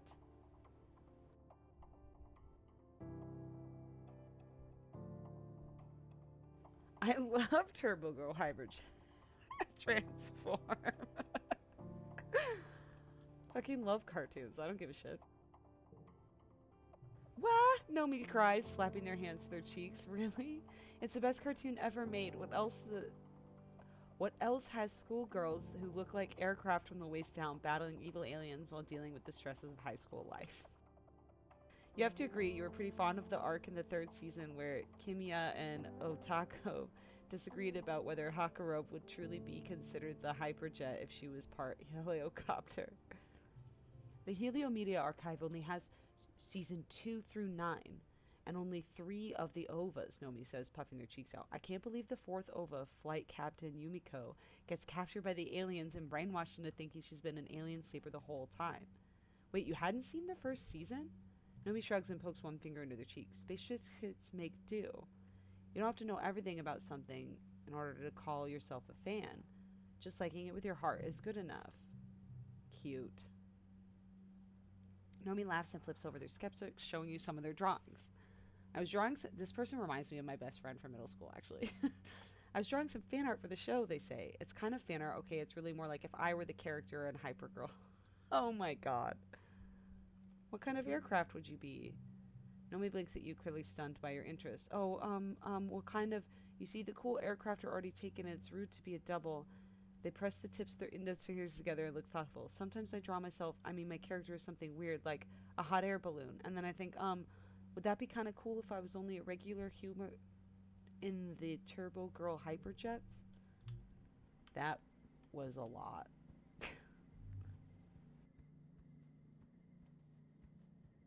Look at how fucking broody and pissy that shit is.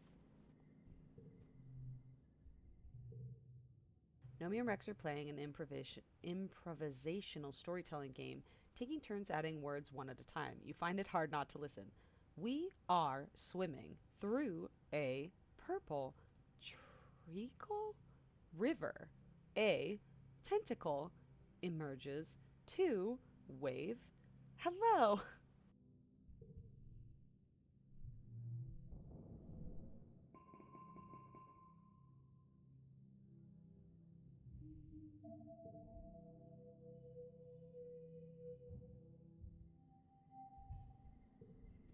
Amazing.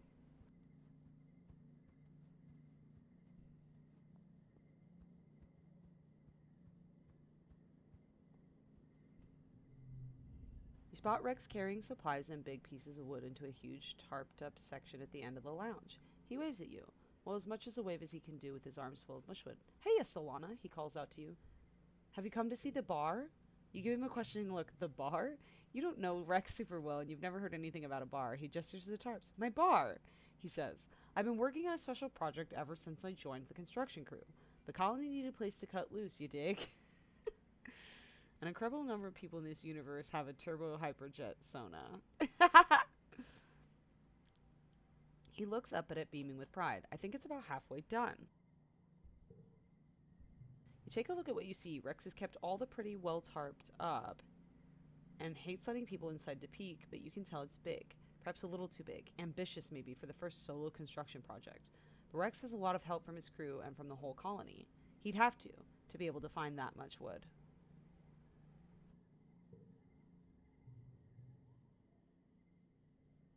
Rex comes over to you and slings you in a one-armed hug. Just seeing you makes me super energized, he says. I can almost hear the music now. That's right, the bar's gonna have live music.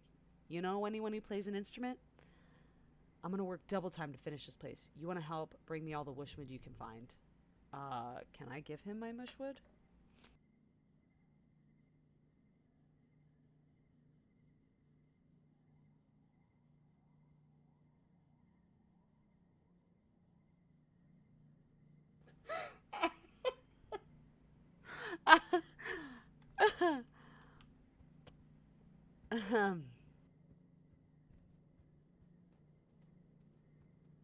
I didn't. I meant it, but I didn't.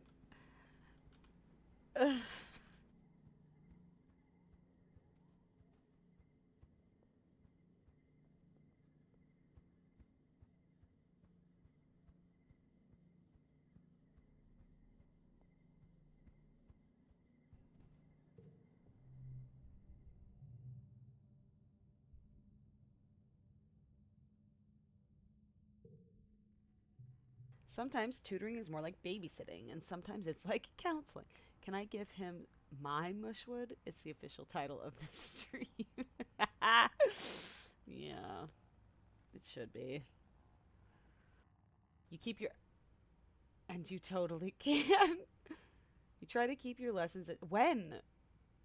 You try to keep your lessons educational, but also end up spending a lot of time mediating their drama.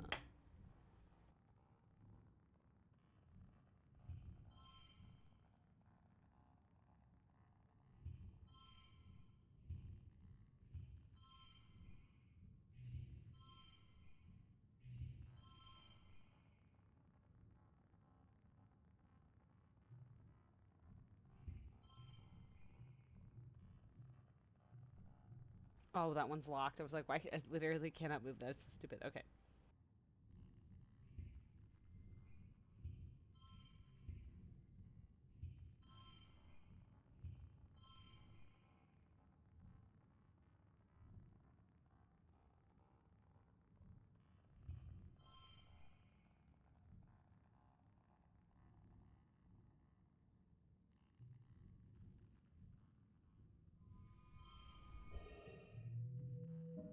Talk to Yobi. Where is she?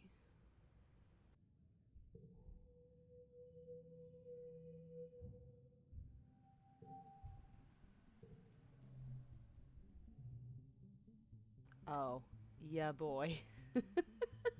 I get it. Okay.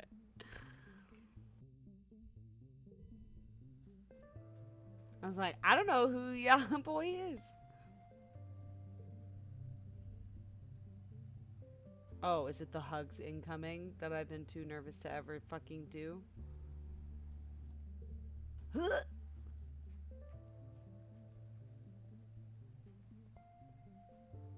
Can't do it. Can't do it. I got you a present.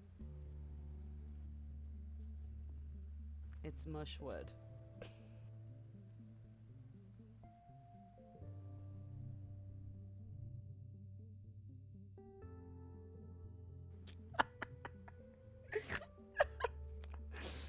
You're reading some Earth novels to the kids when you come across the idiom, those who can't teach. Oh, God. Earth has some weird ideas about teaching. You can't imagine saying that to any of your teachers. With a small population, sharing knowledge is one of the most honorable things you can do in the colony.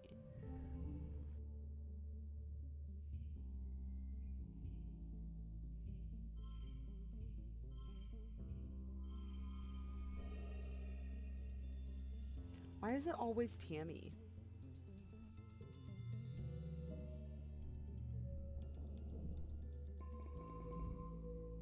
It's the early wet. Alright. Autoplay fairy sometimes plays the best hand for you. Great. I'm nervous.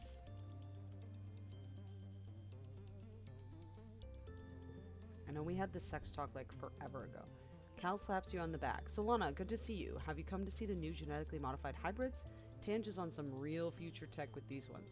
Apparently they're going to yield like 4 times as much fruit, and the rind is going to be edible too.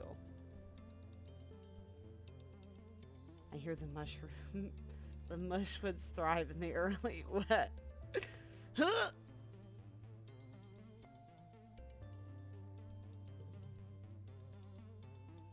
I have so many.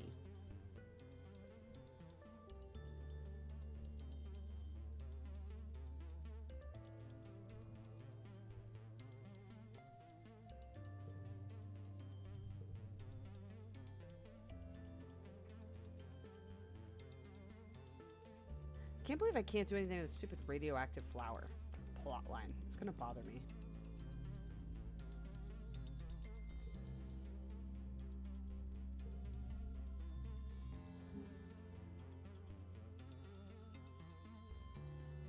The dog just burst in here. Rex shoots you a shy smile. Nothing a dog likes more than a stick, right? I hate this.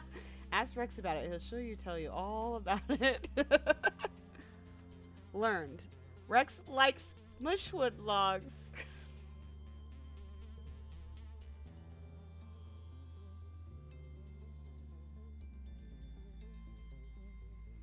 Why?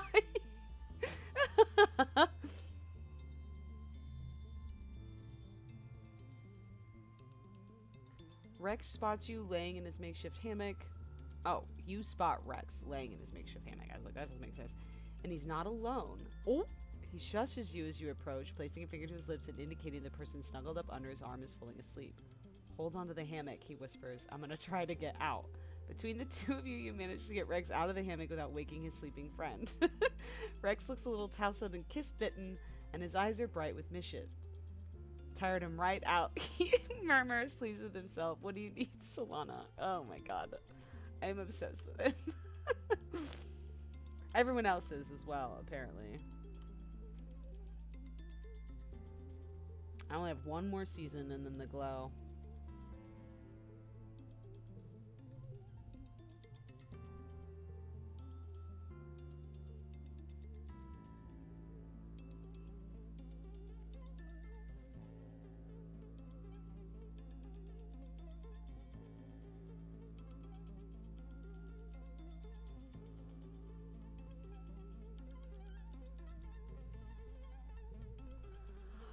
This game is so weird.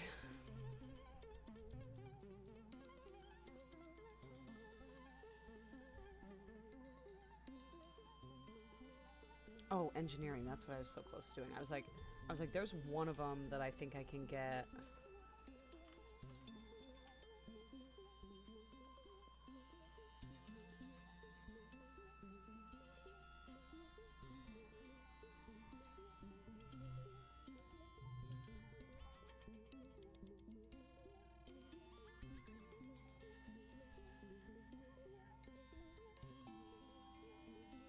It's only one engineering? I'm not going to get that. no way. Guess I'll just hang out with Cal and do stuff with Cal. Because Cal is the best. I guess I could try really hard in the 11th hour to make friends. She just winked at me. Jesus Christ. To make friends with Mars. Because she actually ended up being really cool. And I want her to be mayor.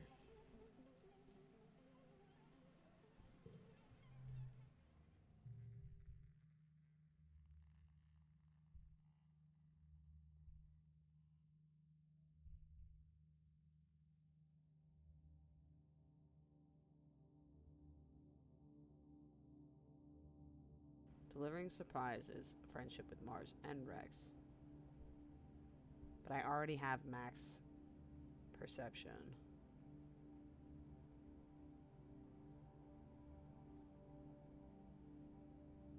Fuck. Oh, God, why are these fucking assholes here? A-Money and Vase are practicing hand-to-hand combat in the yard when you arrive with the crate from the Helio. There's a lot packed away into the big ship that needs organized properly. What's that? Vase asks, sheathing his practice knife. A delivery? Anything good? Yeah, it's your daily dose of fuck you, you shitbag. You crack open the crate. Inside are a bunch of brand new weapons from Earth, never been used. A-Money grabs a drone rifle and makes a cooing noise at it, cradling it to her chest. Ooh, more of these, Vase says. Whatever, just put them back in the gun locker, I guess.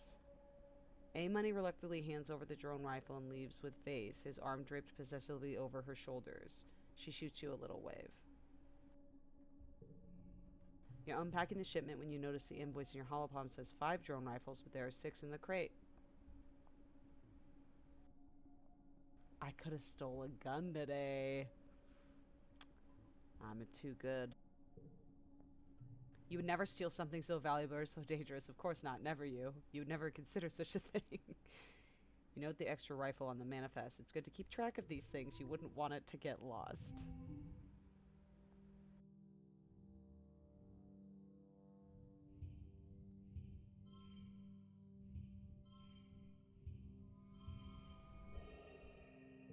Vase's daily allotment doesn't fit in a single crate.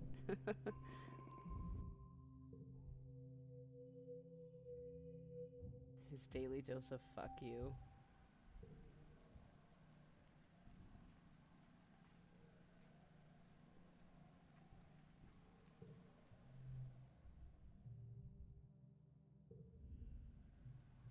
You pass the construction yard on your way to pack a delivery at the depot. Rex waves you over. Hey, come take a look at this, he says, leading you to where the portion of the heliosphere is being married to the old living quarters with a scaffolding of mushwood.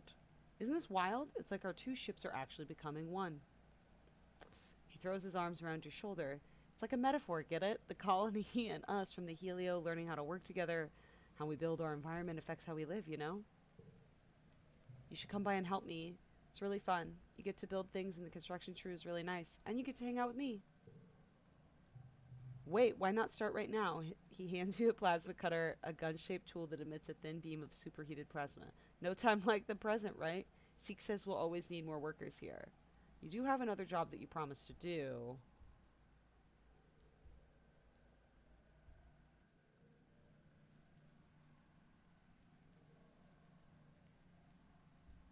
Ooh. I almost always do what I'm told and what I promise to do. So it'll probably get me rebellion to not do it. Which a little bit of rebellion never hurt anybody. But I'm also not a slacker, so let's just work hard. You help Rex hold up part of the wall, and he fits the bracket in place. There's a lot of pounding and wiggling to get it to fit, which delights Rex every time he gets to make a joke about it. It's sweaty, rewarding work, and you learn something about engineering while you're at it. Apparently, a lack of rebellion means you don't get guns, so... Chief Administrator Seek comes storming out of the command to find you. Solana, they snap. Where have you been? I expected you hours ago. Whoa, that's my bad, Rex says, moving to stand between you and Seek. If he had a tail, it would be between his legs, the perfect picture of an apologetic puppy. I asked her to help me out. We're super short on hands around here, and she did a great job. Seek begrudgingly accepts what you did. In fact, do good work. They tell you that you're cleared to help out in construction if you'd like, snidely commenting that you're better suited for manual labor than the job you were actually supposed to do today. That does not offend me. I've known that the entire time. See, there it is, the goddamn radioactive plant.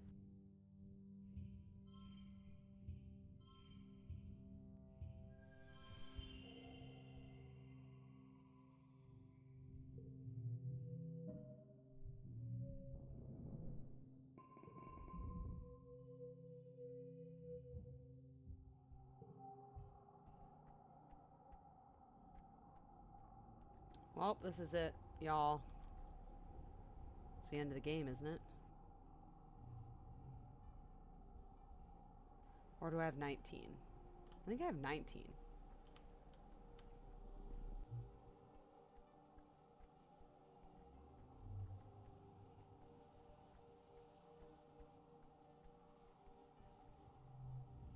This is standing stock still, staring out at the wilderness.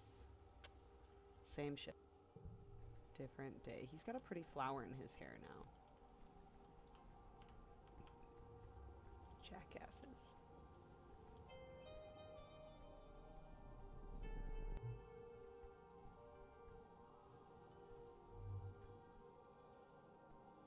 I actually got really close to organizing there.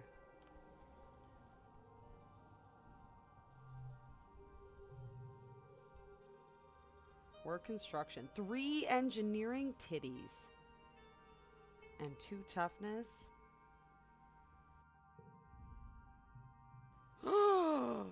Who are these beautiful people? Oh my god, are these Mars's dads? I think it is. How have I never met them? Chief Administrator Seek, the unofficial heads of the construction crew are Aluminum and Burnish, Mars's dads. Yeah! You don't know them very well, but they're great supervisors. Honest, friendly, straightforward guys with wide shoulders, strong backs, and soft hearts. Oh my god, I've never met them either. They're so pretty. It makes sense why Mars is absolutely fucking stunning. They're really nothing like Mars at all. How did that happen?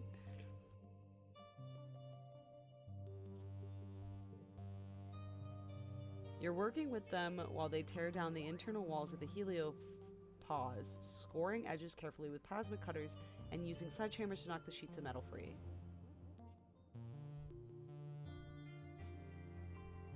Help them work.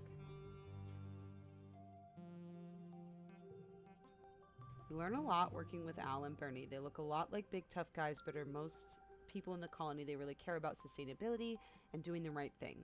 And they love to talk while they work, with no shortage of gossip about the other adults. Ah, that's where Mars gets it from. If you keep your ears open, you're going to learn a lot here on how to smash stuff and nail it back together.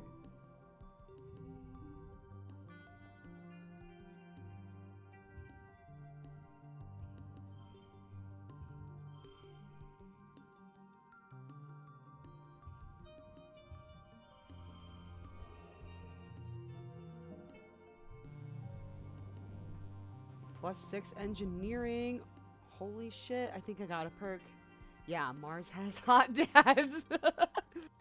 I mean, it makes sense. You're heading to bed when the sirens begin to wail, heralding the beginning of the yearly xenofauna attack. Outside your window, you see the soldiers begin to form up. This year, A-Money is heading up her own squad. You see her red hair bobbing along with the others as she rushes to defend the walls. Not brave enough, kids. You close your windows and pull the covers over your head.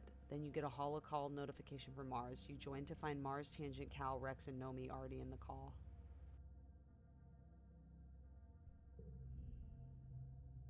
I can see everything from my bedroom window, Mars says.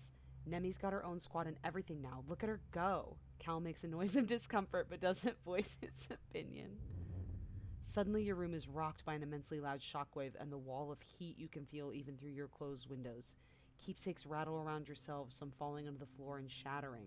Your hollow chat explodes with alarmed chatter. What was that? Is everyone okay? There was an explosion, Mars exclaims. I can see it. Part of the wall is missing. There's monsters pouring in. Everyone starts to panic. Tange's cool voice cuts in. The explosions came from inside, she says. Congruence made the trajectory and damage calculations. The walls blew outwards, and there's fire damage on the garrison wall. She's quiet for a second, then. Dis, are you in the call? Are you safe? There's no answer. You don't think he was outside, was he? Mars asks, but no one has an answer. You and your friends keep the call open and speculate on what's happening outside, supplemented by Mars's observations and Tangent's reading of Congruence's processes. Everyone on the call except Face and A-Money, who are defending the colony, and Dis, of course. You can't shake the dark feeling that you get when you think about him. If someone set a bomb inside the colony near the garrison, you only know one person who could have done it. In the quiet following the battle, the colony comes out of hiding to gather in the courtyard surveying the damage. Governor Loom is on a warpath. I'll find who did it, and I'll have their goddamn head, he yells. I want every single straddle lined up questioned. Those were our explosives. I want to know who got that goddamn bomb. You and everyone on the straddle were hauled aside and questioned your whereabouts prior to the attack. Everyone that is except Dis.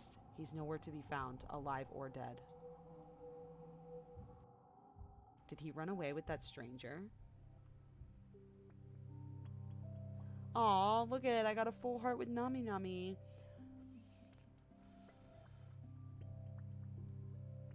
Oop, +5 rebellion. Oopsie toodles.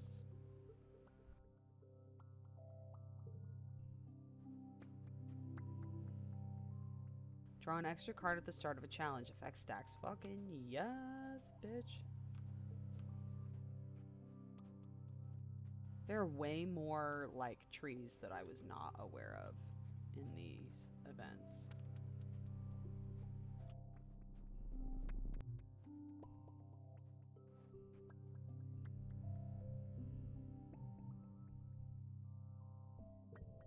Where the fuck is Dis?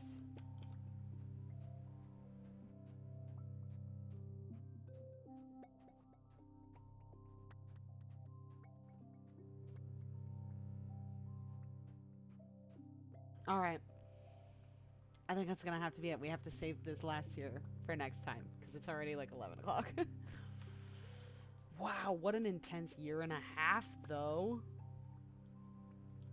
Holy cow. So much happened. The pacing in this game is really interesting. Like, sometimes it feels like bang, bang, bang. It's like up and down. Woo. What? Dang. What?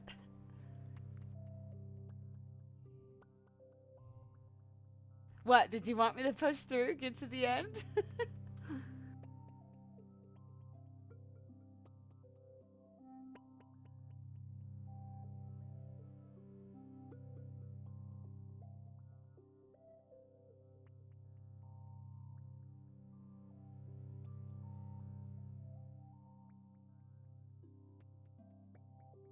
I'm just being impatient. That's okay. But, like, if you finish in the next time, you could also start a second one right then. That's true, and I might. And maybe we'll be able to finally start earlier next week. I don't know. Pipe dreams, I think.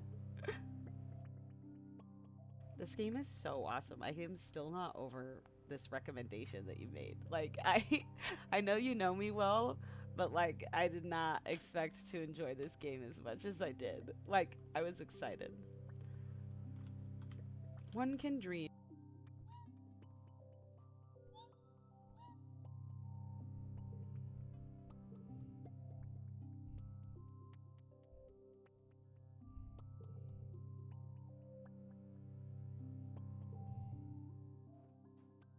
Oh, man. Love this. I love the little, like, side rat tail that we have. All right, everyone. Thank you so much for hanging out. I had an awesome night. And even though a lot of sad things happened, but I love seeing you guys and I love this game. And we'll get it done next Monday. And then we'll do it again. Because why the fuck not? I guess this is what we do on Mondays now. This is my life. Sleep well, my friends, and have an absolutely stellar week. Mwah, mwah, mwah, mwah.